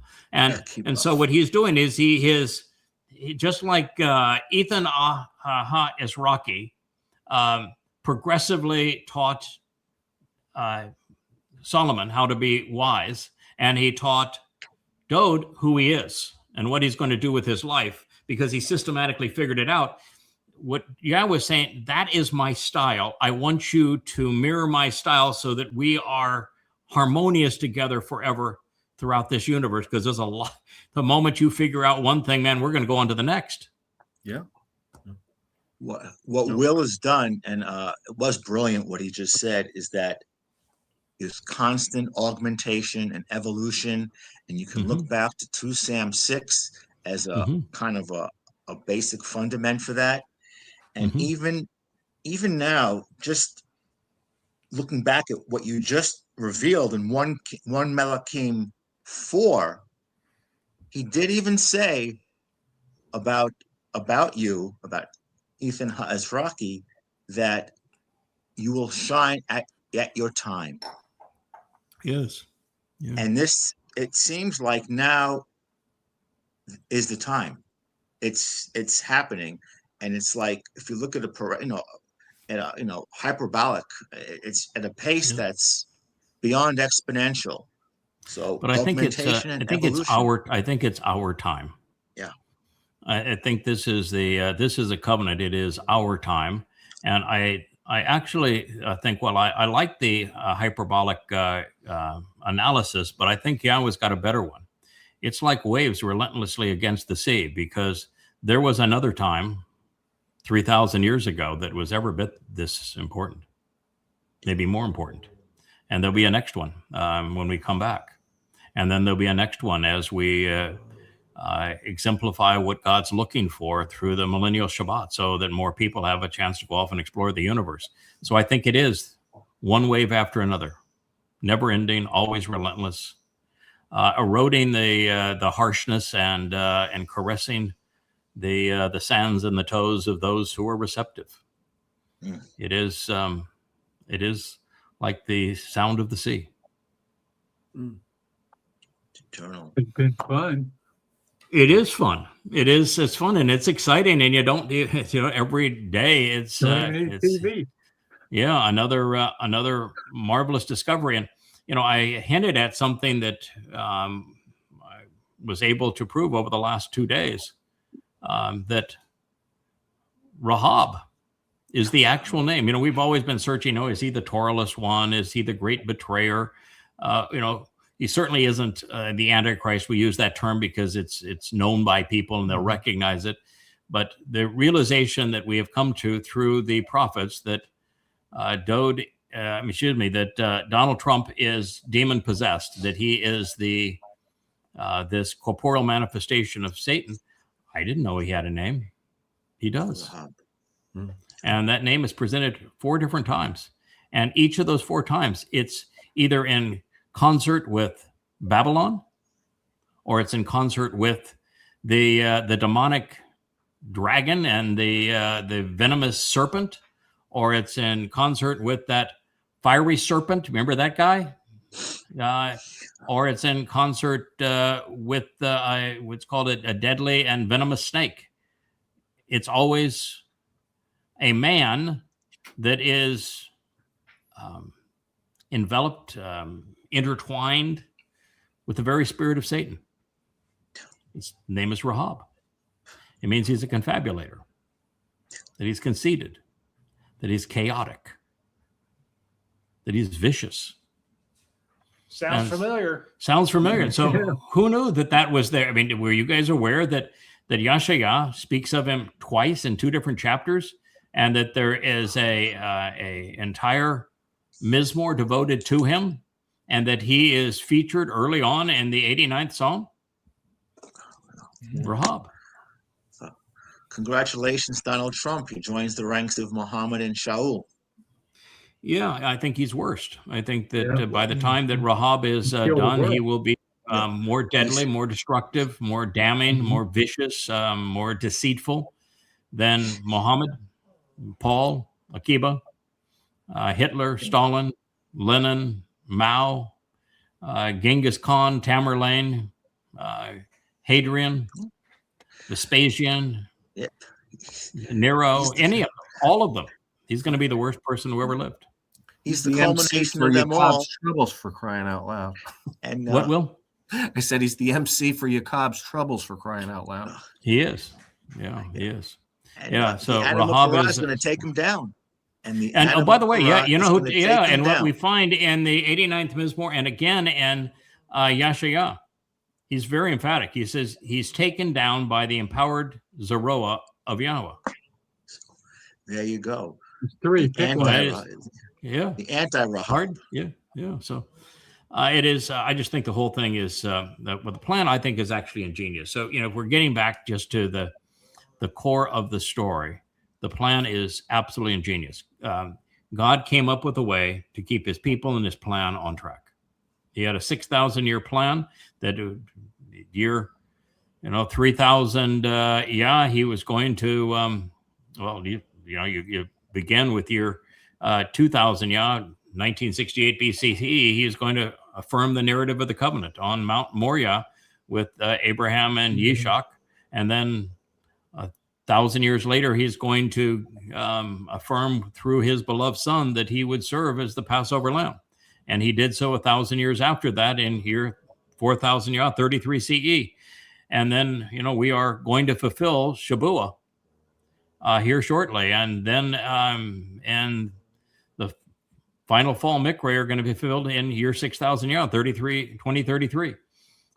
God's keeping his plan on track. All the players are where they need to be. They're doing what they need to do. And this is the way that God was able to do that without imposing upon free will or ripping the universe apart by sending someone back in time. He had an ace in the hole ready for whenever things started to get off track. He did. He had somebody trained that he had the right personality for what he was trying to do, the right aptitudes and attitudes, and there you go. You're inserted, you do your job, you come back out. But I think your personality stays identical. It's the same, we talk about this often. Souls are actually a form of energy that can be enveloped in light and energy when we're in the seventh dimension. When we're down here on Earth, we're put into physical bodies, and those physical bodies are essentially meaningless. They're easily replicable. They're easily replaceable. And so God can put a soul into a body at any time and then take that soul out of that body and bring them to Shamayim and then deploy them again. That is the beauty of a soul. Yahweh can even deploy his own soul that way. So the body is meaningless. That's why the whole Christian idea of God being a man is just so ludicrous. That's why bodily resurrection is so stupid. The body is meaningless. It's the soul that matters, and it's the soul of Enoch, of Chanuk, that God had an affinity for and said, this is somebody I can work with. And he evidently married well. And God says, both of them I can work with. This is a good team. I'll just keep on deploying them. And I think he has confidence in this time that we're not going to fail because, well, he's been through this with us before. We didn't fail the last time. And he keeps on referring to me as young man. Now I see why. I see the humor in it. I'm 5,600 years old. I don't look too bad for 5,600. I'm starting to gray a little bit, even got the streaks of salt and pepper in the hair now. But yeah, it's not bad for 5,600 years, I don't think. That's still young compared to Yahweh, so. Yeah, it is, but yeah, it's he created this universe 14 billion years ago, and who knows how long he'd been around doing this before that. We don't know his long history, but yeah, it's still darn young. And of course, but from Yahweh's point of view, time is not the same thing. Yeah, it is for us. During one of your podcasts this past week, Craig, you mentioned Dode saying something that you figured out, or it was your opinion, but you opine that how do you reconcile favoring the quote unquote death of a son? Yeah. It's, when he wrote a whole song that it was the devotion was celebrating the death of a son, and it becomes all of this great celebration, and you realize that Dode had lost 4 sons and he didn't celebrate any of them, and he was really emotionally distraught. So they're not his son, and that means that he's either celebrating his fulfillment of Passover as the Son of God, or he's realizing that his buddy here is also a son of God, and that he's giving his life on Teruah so that Dode can return home on Kippurim, and he's going to have a grand celebration and a welcoming family to receive him. And so that he's either talking about one of those two, and it's likely the last of them. I think he's celebrating Adam Parah taking down Rahab. He knows what's going to happen. He knows what's going to happen. Yeah, the reason he knows what's going to happen is I told him, because you read it in the, I was trying to figure out why in the world would he go, and he's clearly going from, he went talking about Yahweh, and then he has Yahweh speak about Dode, and then he speaks about Yahweh again, Ethan does, and then Ethan jumps right into himself as the Zeroah, who is this man that comes from the west and emerges from the sea to agitate and then take down this great plague that is Rahab. And you say, why would he do that? Oh, of course I know why he did that. He's going to begin this by saying, okay, all the credibility here is Yahweh. We know who Yahweh is. This is what he's doing. This is what he has to say about you. And oh, by the way, so that the guy that's delivering this isn't just a messenger boy. He is more than the delivery boy here. He's a guy with skin in the game, shedding blood along with you. He's a fighter along with you, and he's the other guy that's fulfilling these Moedim. So you're not the only one who's going to endure the death of his body in an aggressive way against the beast of Rome in his case, and me against the beast of Satan directly on Teruah. We have a common bond here, which is what he's trying to say. And that common bond is why you need to listen to everything else that I'm going to tell you, is that we are forever tied together in this way. And I think it was just a brilliant way for God to have these two men bond. What's your thoughts there, Kevin? That would have been an interesting introduction. Wouldn't you like to have seen? Well, you do, but yeah, I would have liked to have seen that. How does Yah introduce Ethan Azakri, the lesser luminary to the greater luminary, and say, oh, hey, by the way, you don't know it yet, but this is where things are going. I think I know why it didn't even have to be an introduction.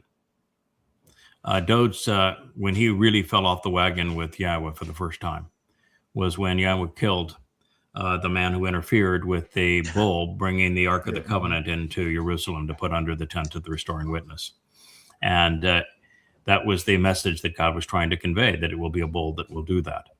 And Dod said, I disagree with your killing him. I think that was wrong, what you did. And now I'm giving up. I'm going to have nothing to do with relocating this Ark of the Covenant. Your responsibility. You figure it out. I'm out of here. Defeatist. Gave up. Mm-hmm. And God said, okay, yeah, I've got a guy. His name tells you a lot about him. Obed is written exactly like the word for Dod is constantly called the Ebed, co-worker. Mm-hmm. It's a worker. So it's one who works and one who serves. And Edom is a derivation of Adam. And so it means one who serves mankind. And so the guy was one who serves mankind. And that guy then took the responsibility of getting the Ark of the Covenant under the tent of the restoring witness, right? And Dod got to know him. And when he took over and God says, pay attention. That's what's happening here. You can rely on him. I know him. He's going to get this job done. Dod went out and danced. He partied. He knew what this was leading to, which is why he put on the ephod of the high priest, because he knew that when this happens for real the next time, he's going to be anointing that mercy seat of the Ark of the Covenant as the high priest. And he knew that he'd be relying on that same guy to get it there. And he knew that that was going to lead to a re-entry into Eden, which is why he was bare-ass naked from the ephod on down. And he knew that he was kabod at that point. He was really significant. So that was the beginning of it all. So I'm convinced that that the person by whatever name, but it's really a job description, the man serving mankind, Obed-Edom, who is reintroduced by Yashayah as the man from Edom who saves many, is Ethan Ha-Izraki. Yeah, they would have a previous interaction, previous history. Because I just think to the nuts and the bolts of the whole thing is like, how do you show up in his house? How do you even get in the gate if he doesn't know who you are? Yeah, he knew who he was. Traipsing through time. Yeah, because through Obed-Edom. Absolutely. Yeah, the only other thing yes, go ahead. I was going to say just one thought on that is that names with Yahweh tell stories. Yeah. And so if you want to know the story, understand the names, and then you know who the players are. And so Obed-Edom is Ethan Ha-Izraki. He was doing a service for the man when he relocated the Ark of the Covenant, and then he is now the one who is perpetually deployed, sprouting forth as the tree to represent the entire story as Ethan Ha-Izraki. Same guy, just slightly different job description. Names not to be lost on that adjectives, not nouns. Yes. Excuse me, Kevin. Go ahead, Jeff. No, go ahead, Edom, Jeff. By talking about Edom, it's referencing Esau. Again, yes. We're going back to the sea. We're going back to the Goy, who's going to show the the Israelites and Yehudim. Well, coming that around is, circle. yeah. Well, it is true that Edom is associated with Esau. Edom is written one letter different from Adam. So it's clearly a man. And he's a man in service to men, or a man in service to the man, is what that name means. The fact that he is, that it's Edom as opposed to just Adam, means that his role in service to the man is to bring the family together. Esau was the one who was robbed of his birthright. Yep. And you're going to restore the relationship between Yehudim and Yisrael. You begin there. That's when it was split. And so by him being the man from Edom, he is the man who was ostracized, who was cheated out of his birthright, that is reuniting Yisrael. It's the story of Yirmiyah 31, of where Yehudim and Yisrael are reunited as the covenant is reaffirmed.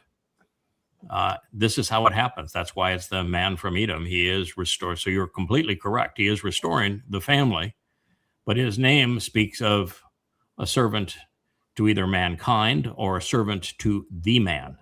And the man would be Dode. Any other thoughts there, Kevin? The only other thing I was thinking about was with to William's point. You can't call yourself conservative anymore. You're more progressive than with the whip neck, stuff. Cutting edge progressive. You know what I mean? Cutting edge progressive, baby. Yeah, we are. Right. We're cutting edge. So I'm growing. I'm expanding in personality attributes. Opening up here to being a progressive. Yeah. Yes. Yahweh is against tradition. He's against the status quo, and so we have to be as well. Especially those traditions do not follow the covenant and the 7 Moed Mikre. He's got always his traditions, growing, but always learning, always becoming more than we were yesterday, and helping others do the same. Never really, being comfortable being on the edge. One of the things that I learned when I was a young man, I was an introvert, and from my earliest recollections as a child, and it stayed with me during my entire childhood. It's never left me, that I'm not here to do something ordinary. Until I came to know Yahweh 26 years ago, I didn't know what that thing was. But not only did I know it, but almost everyone that I encountered along the way who I got to know said, don't know what your role is, but we're going to hear a lot from you going forward. There's something special. I was always an old soul. I didn't relate to other children my age. I was always an old soul, and I always knew that there was something extraordinary that was going to happen. And it is, God's way to make this happen this way. And he knows that he has never been popular. He knows this is an exceedingly difficult job. He knows that the more attention that is drawn to you, the harder the job becomes. And if anything, all of this does say, I trust you. We've been through it before. I trust you. And we'll get it done again. I don't think God had any concern that we wouldn't get this done now, because we got it done before. This wasn't the hardest of those occasions. This isn't the hardest. The hardest was 3,000 years ago. And I don't think it was any cup of tea 3,500 years ago when there was no cup of tea either. That was tough. That was tough duty. Getting one Yehud to a hill at the right time is one thing. Getting 1 million Yehud to a hill at the right time is a completely different story. Yeah, completely different story. This is tough text. Yeah, I don't think that story happens without Moshe having support, and that's why when we hear the story of in the 11th chapter of Numbers of Eldod, God's beloved, and Midod, the one who is supported of Dode, and they're filled with the Spirit, and they're prophets. And it's Yeshua ben Nun, who hears them and he or reports of them, and he goes to Moshe and says, here are these two guys, this is their name, and here's what they're doing. Should we be concerned? And Moshe didn't say, who? I've never heard of those guys, did he? Yeah. He knew them. He was ecstatic. And what was his response? He says, oh my God, no, this is really good. This is exactly what we want. Encourage it. This is what we want, because they were the guys that behind the scenes were making all of this happen. They were the ones that rounded up the Israelites. How do you think the Israelites got the lambs? They were slaves. How do you think they got the hyssops? They were slaves. They had straw. They didn't have hyssop. How do you think all that happened? How do you think they actually got rounded up and led across that land bridge? They found the right place at Nueva Beach. And do you think they just stumbled on it? Or do you think somebody knew it was there? Mm-hmm. Yeah, when God decided that all those who participated in the golden calf would be swallowed by the earth, who do you think wasn't Moshe? Moshe didn't stand up. Moshe fell on his face every time there was a problem. So who was it that rounded them up and made sure that was going to happen? Yeah, I think we'll find that it was throughout time that God said, all right, we need a little support here. Go get them. This is what needs to be done. And I'm going to equip you, give you what you need to get this job done. And I think that at least once or twice along that timeline, you get a long period of time. And you get to demonstrate that right from the beginning, that without previous training, without any prior knowledge of what you have done, that you can prove that you can be trusted, that you can do the three things God wants, be observant, be responsive, and be reliable, and that you can get it done. And God can say, see, I told you, I knew it.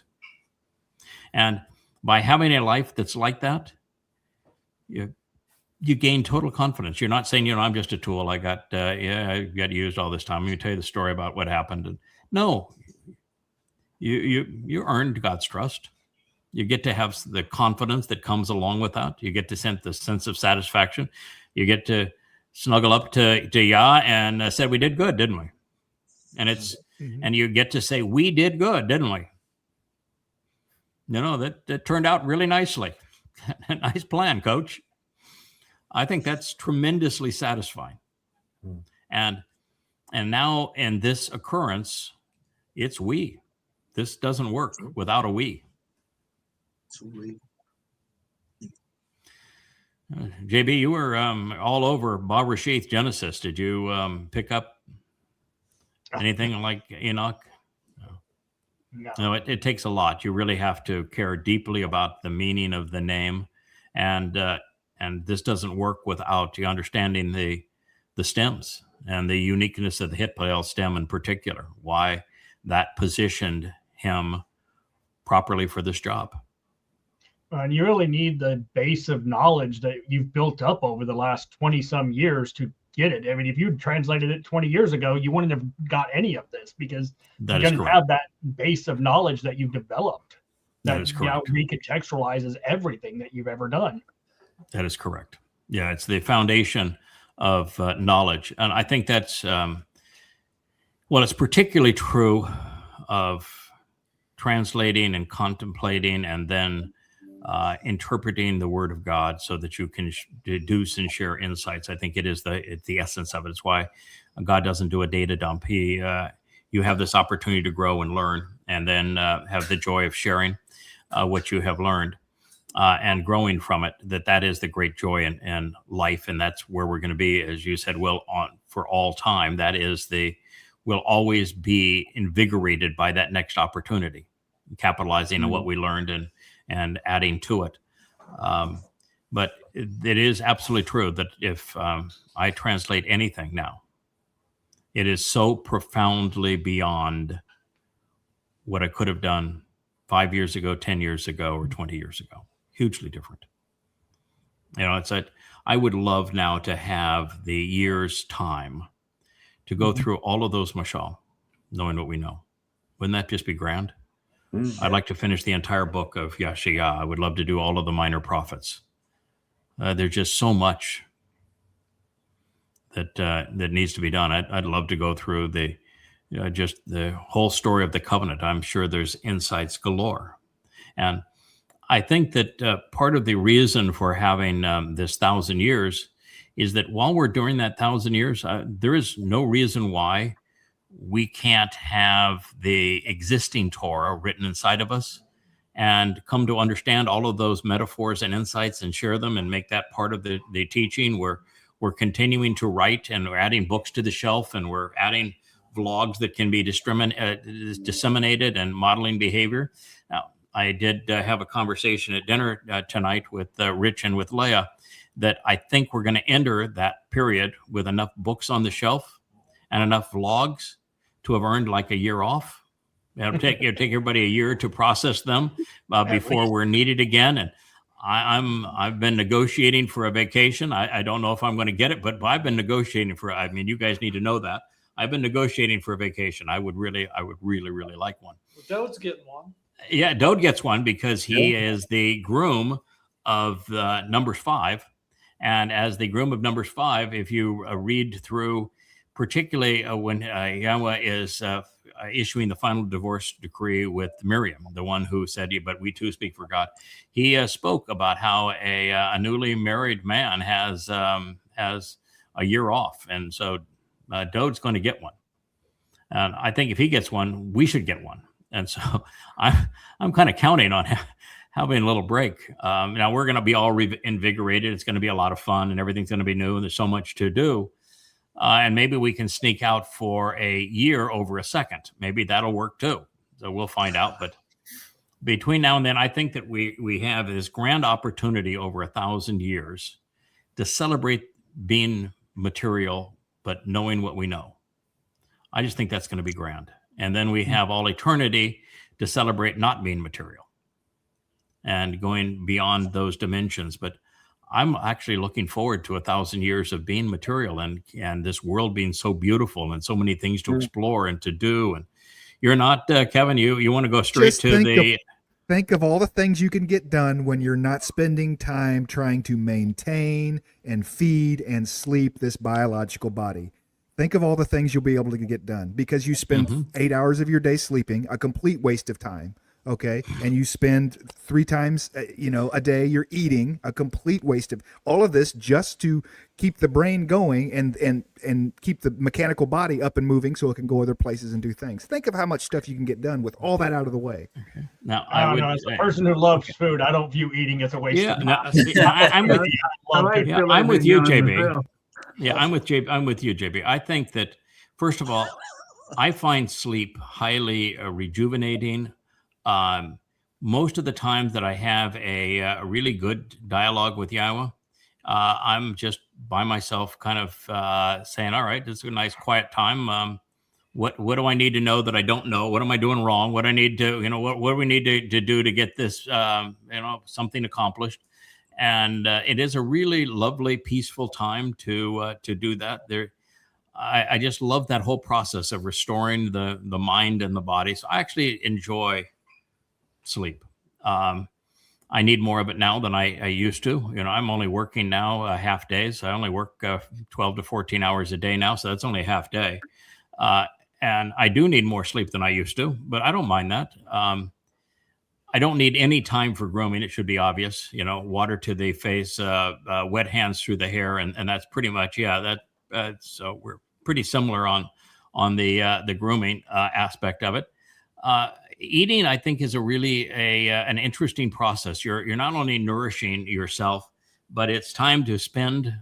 I think it's a lovely time to spend conversationally. Leah, Rich, and I will when we have our meals together, we have interesting conversations. I just think it's a wonderful social experience. I think we will actually be eating. Well, Pesach would be an example of that going forward. And then there's the idea of touch and a loving relationship. I'm all over that. But I now that that's essential for brain growth and intellectual stimulation, which is really the only reason that I'm sure we do it. But sure. Sure. But But you know, love is physical love is just a marvelous attribute to life and accompaniment of life. You know, music that we heard today. You know, it takes a physical body to make those sounds, and the ears that hear it. I think the music is marvelous. I love the feel of the warmth of a sun on my cheeks. I just think that the feel of sun is a marvelous thing. I love the hearing the wind blow through the either pines or through palm fronds. I love the sound of the sea. I love to walk in the sand and the water from the sea to lap on your feet. I mean, there's just so many lovely things. I love to scuba dive and have that weightless feeling, and you watch that all these new forms of life all around you. You know, Without a body, you'll be weightless. Yeah, well, that's true. Yeah, listen, I'm not poo-pooing the advantages of being seven-dimensional, and to being able to go through and see the entire universe and you know, trillions of galaxies and billions of stars in each of them, and understanding the DNA code for life and going off and exploring with Yahweh. I just think it's going to be, you know, beyond imagination wonderful. But I don't have a problem the delaying that 1,000 years and hanging here and you know, and because it's going to be, we're going to have a perfect body essentially. I know perfect is kind of silly, but you're going to have a body that, you know, your eyes aren't going to get tired. You're not going to need glasses to see. You're not going to have to work out necessarily to stay in shape. And so I just think that's going to be a marvelous thing going forward. And we're going to live through that process for 1,000 years here on Earth. So you never have a crunch of time. You never feel pressured. I got to get that done. And you got 1,000 years, and then you've got all eternity. I like it all. I think it's all going to be great and grand. Great plan. Yeah, I think there will be enough tasky stuff happening that we have to have that sense of urgency. Otherwise, nothing gets done. We got 1,000 years. We can finish that song tomorrow. We can. As Will said, he's going to keep us on edge the whole time, and we're going to be already comfortable with being on edge. Let's go. Yep. Mm-hmm. Let's go. Okay, you got that. Let's go. Don't get flabby. Don't become idle. You know, when Dode was sleeping in the middle of the day and got up at dusk, and that's when he went to voyeur mode, and that's not what he's looking for. You know, we're gonna get going. Come on, the sun is going to be up in an hour. Why are you still in bed? Let's go. You know, gentlemen, we're being given the gift of having both.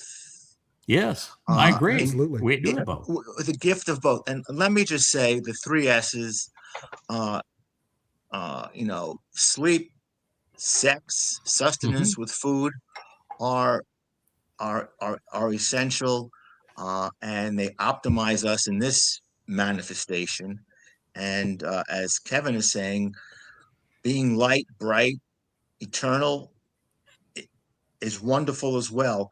But the benefits of the 3 here, and then being able to experience light, which is our bodies absorbing all forms of energy, be it UV light, visible light, infrared light,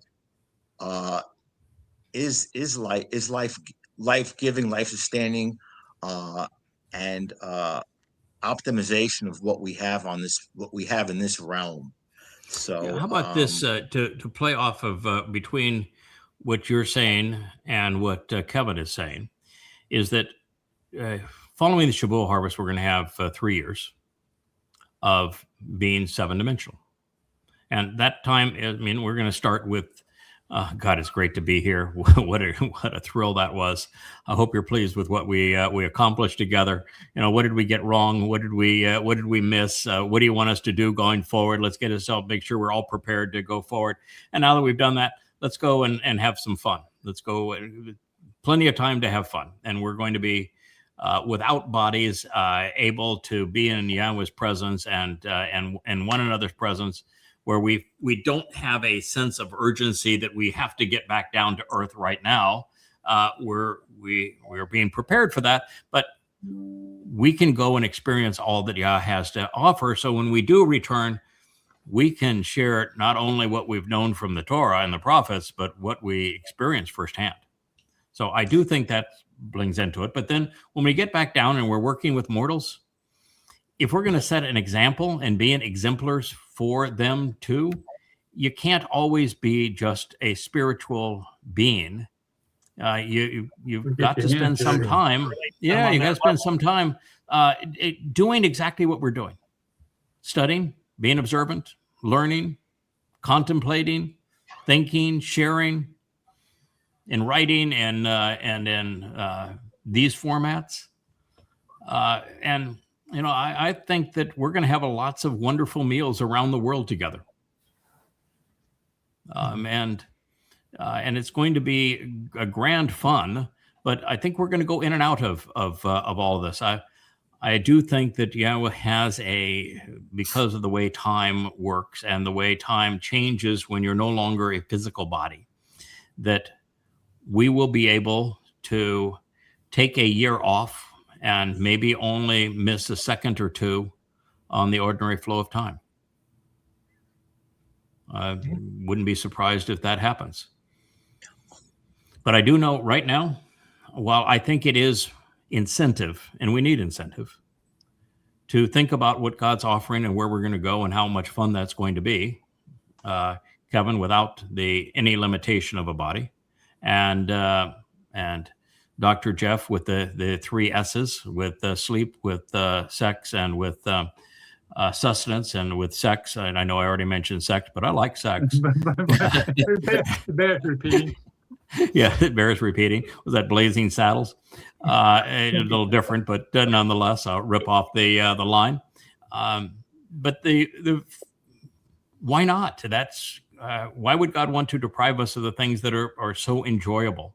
Mm-hmm. And so, if you look at how he interacted with Abraham and with Sarah, I mean, it wasn't sex. Well, yeah, we actually talked sex, right? They had a kid. They didn't have a kid by standing 10 feet apart, you know? So it was all the same things. Yeah.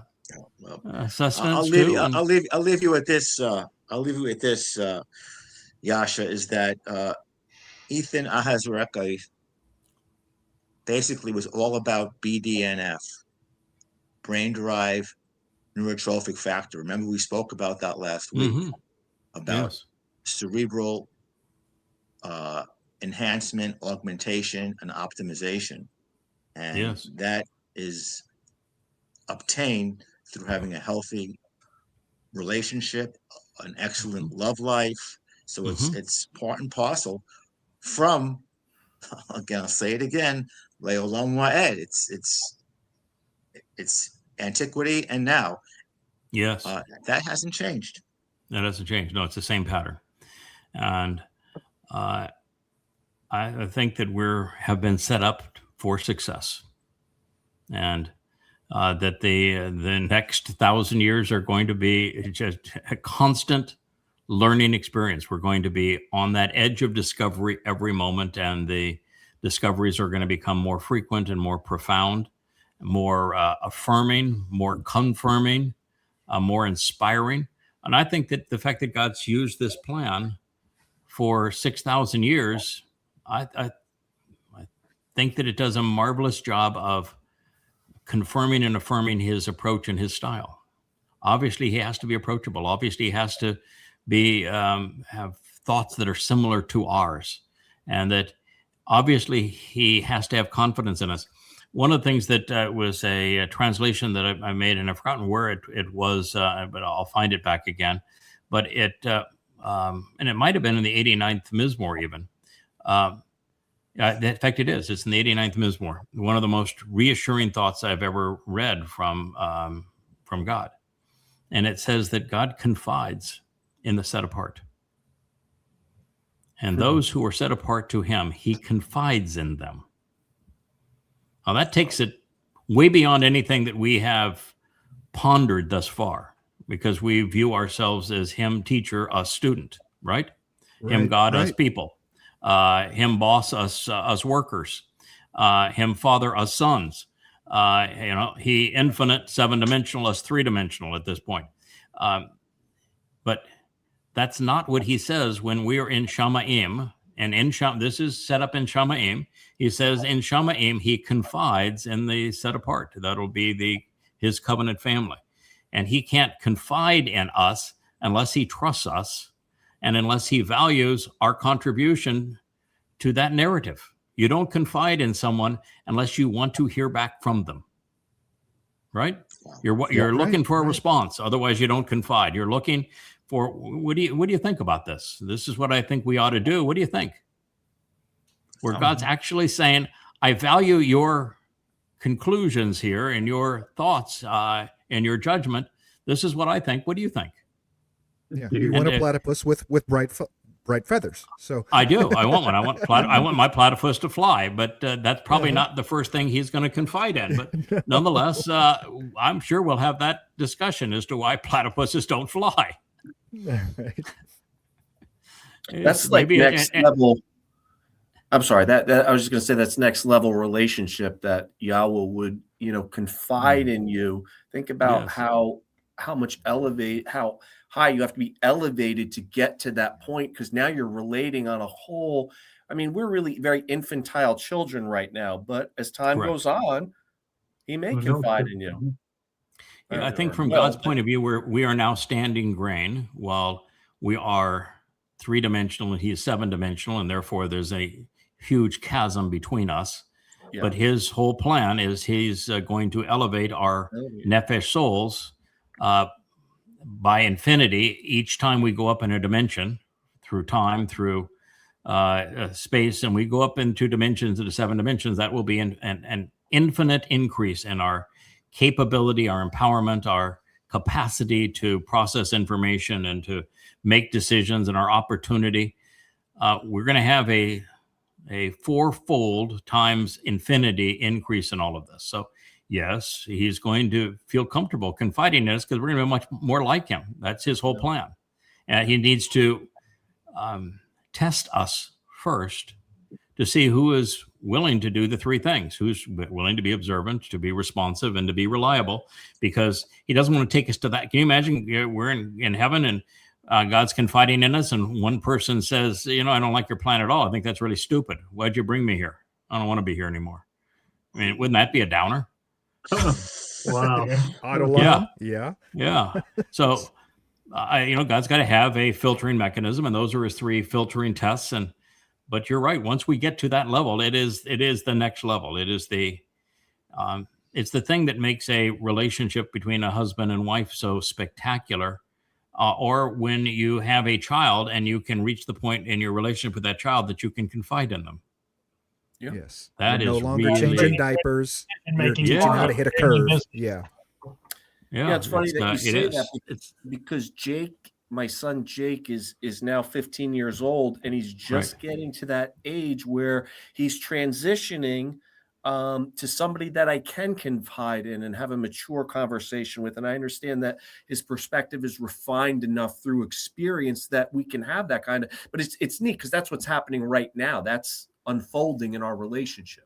So it's probably those teen years. Next level stuff. Yeah. And all the stages up to that were enjoyable, weren't they? Oh yeah. They were wonderful. Yeah. And this is next level stuff. It's probably the best step. And I think that's exactly what God is offering. And so when he says that he confides in the set apart, that tells you that we're going to reach a point where we can contribute to the story. And I actually think, and this is a really crazy idea, but I think that when we're constantly asking, God, okay, I need some guidance here. I'm a little stuck on how do we deal with this particular issue, that God would actually prefer us to make a contribution and say, God, I think we should do it this way. What do you think? And that's next level. That is saying that I'm comfortable with you as a teenage boy with dad. I've reached that. We've done enough things together and have enough trust, or, it's like a marriage that has clicked on all facets. And you've developed a real comfort level with one another. You know that you're never going to part, that you genuinely are going to love each other and support each other through the process. And you're confiding each other in ways that, would make you vulnerable otherwise. And you reach that point. I think that's what God is looking for. I think he's actually, if he's not interested in that, I think that eternity would get to be less interesting for him, less fulfilling for him. I mean, I don't think he wants the responsibility of 100% of the time. He has to teach, he has to lead, he has to guide, that he always has to be in control. I think he would much prefer to have an interactive relationship where we confide in one another. I think that would be far more interesting for him. Mm-hmm. Yeah. Just as I think that God would be bored stiff if there was such thing as a perfect person. I think God would be absolutely bored. And it's this process of growing and learning and becoming more than we have been. Well, I think we've reached a point where we can say good night. It's been really a lovely conversation. I think we have pushed the threshold again beyond anything that we had previously considered. I'd sort of like to play that song again, Kevin, if you can, as our close. Can you do that for us? And we'll just let that song play. And good night. It's been a great discussion with everybody. And Kirk, I'm particularly happy that you're one more, man. One more, man. Hang on to those 4 hairs, baby. Keep that smile. I got Elmer's glue. Yeah, man. Come Tuesday when there are no more. We might have an adult beverage and do a toast. That sounds like I am ready, and you gain your strength back, and that should be a marvelous process. So, thank you for the kind words. I appreciate it. Yeah, and I think that no matter what report they give you, I'd say, I'm good. Thanks very much. I appreciate all the help. I'm glad we gave it the big whack, but I'm good. Thank you, thank you. But we'll go on from here. Okay. All right, and Dr. Jeff, you can contradict me. You're 10 times, a million times smarter on this than I am. But anyway, it's just my advice is buddy to buddy chat. Kirk, keep away from doctors, brother. Well, I tell you, you're eternal. Textbook. You're eternal. Just to keep up with you. Yeah. All right. Well, thank you, Will, for joining us. It's great to have you as part of this program. I loved your insight on always being on edge. It's something that I hadn't considered, and I'm actually now comfortable with it, because that is really how our relationship with Yahweh has been over this last year and a half, hasn't it? Yeah. It's exciting. Yeah. I think it's great. JB, always wonderful. Dr. Jeff, you are the best. Kirk, next time Pebble Beach, man, maybe Cypress Point. And even better.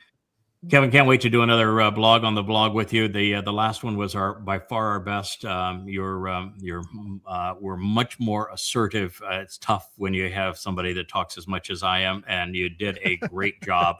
I was really pleased with the last show that we did. I'd like to do another one. I think if they start the war with Iran, I did a 20-minute narrative on the impending war with Iran. I want to talk about all the things that people aren't discussing, and why it is such a concern, and why at this point, at just 3 months from the time of Israel's trouble, that Israel shouldn't be stirring up trouble. You're going to have enough already, and this is not going to help you, particularly under the present circumstances with us having China and Russia in opposition, and your only ally is the Rahab. This is not good. All right, Cara says, I want to talk on that microphone. Oh, thank you. Oh, we're gonna do kisses. Oh, Cara's favorite is the wet willy. Are you guys familiar with the wet willy? That is the tongue in the ear. Oh man, this one every morning you've got to do the. That's Cara's favorite thing. She's grooming you. She's showing you how much. Oh yeah, that's her way of saying I love you, and getting your attention.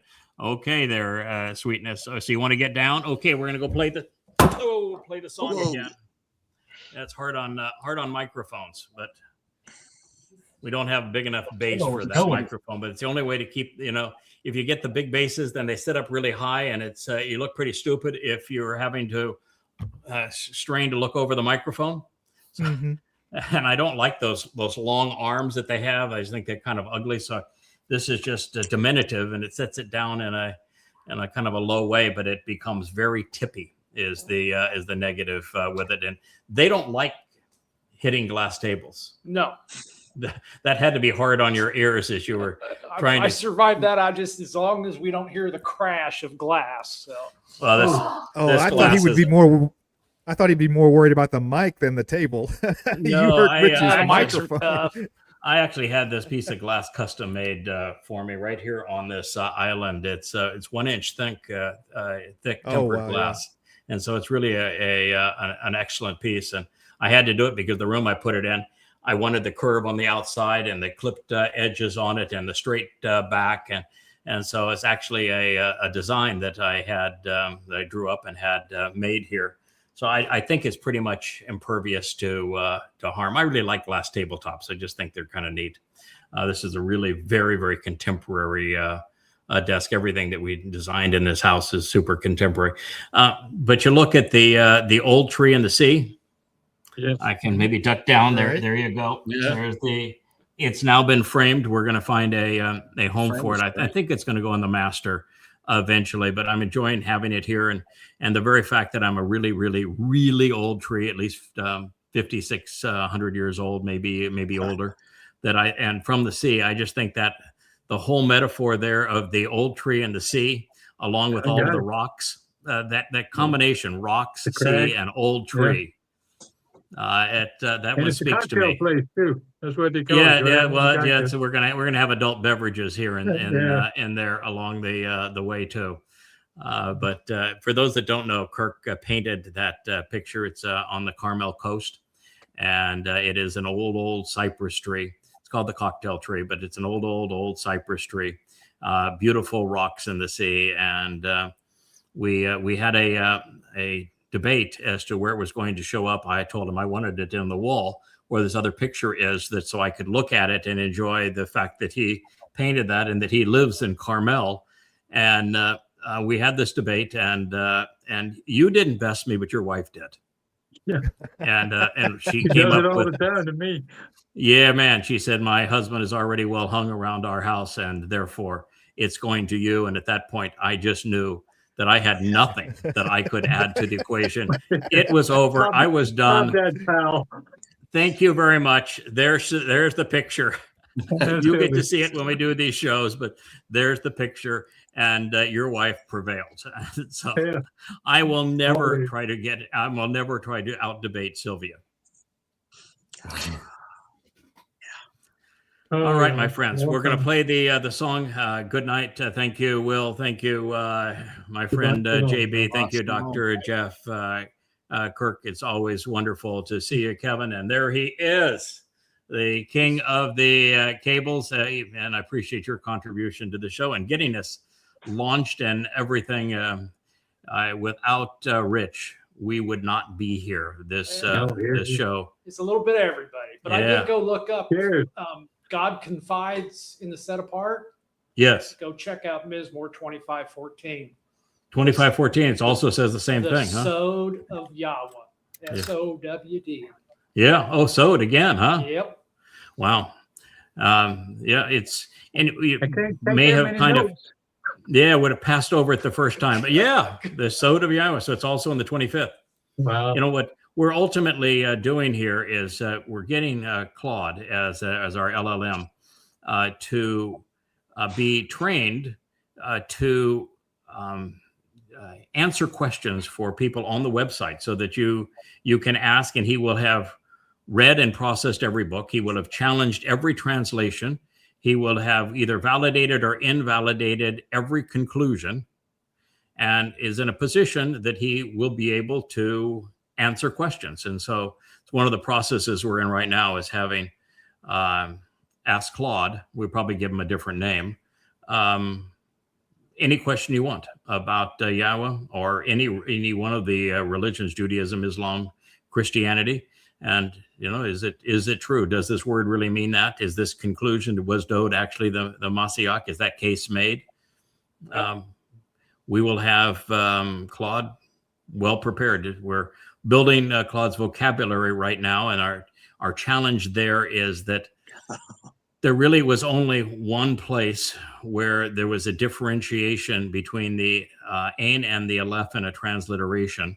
And that was the oldest version of Strong's, which does not appear online, that used a backwards and forward quotation mark to differentiate the Ain and the Aleph.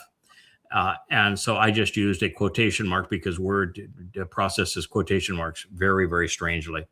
And now I don't know if you guys were looking at what I sent you, but I'm now using a superscript of the Ain and the Aleph to designate the letter. So it's clear because they have very different meanings. One is the ram's and the bull's head, and the other is the I for perceptiveness. So one's leadership, the other one's perceptiveness. And it's interesting to see which words are based on which letter. And when we do that, then we can do more than just present a glossary. We can link the glossary to the translation. So you can click on any word in the translation, it'll bring you to the meaning, but you can't do that until you do an identification of those words, either to the Strong's lexicon, which is not the best, but at least it's available to scrape, plus your definitions, Kirk, and my definitions, and you put them together and you have a glossary. But if you can use it so that you can click on the words in the presentation of the translations, then it's even more valuable.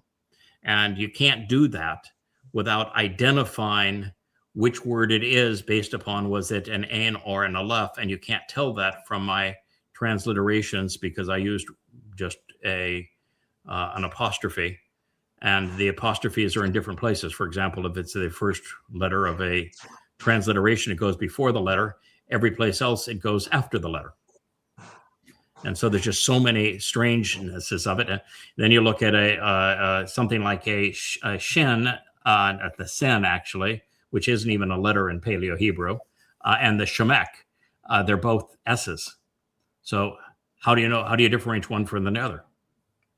How do you tell which one it is? How do you differentiate the taw from the teth, which both are T's?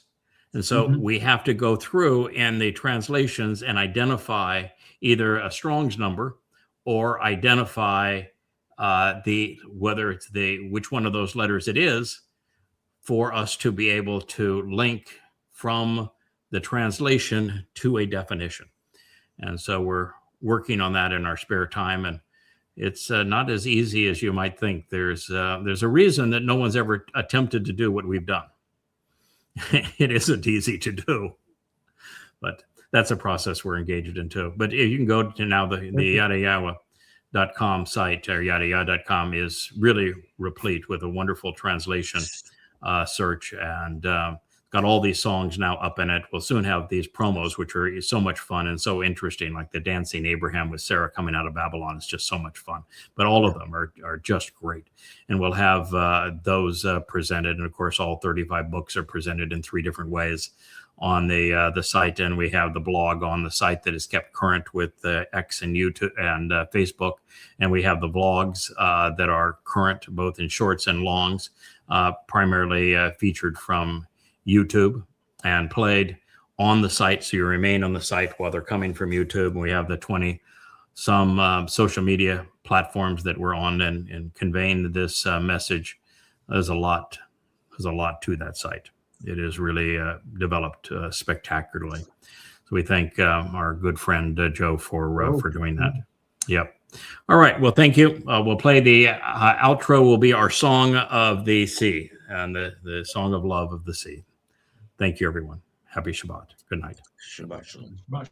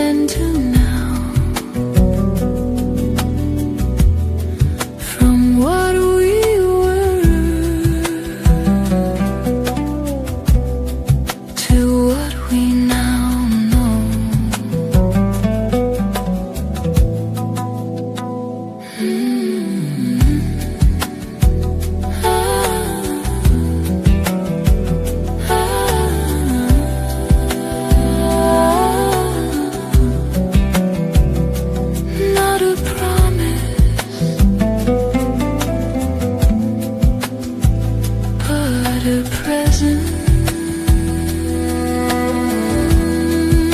Not that kind of love that closes in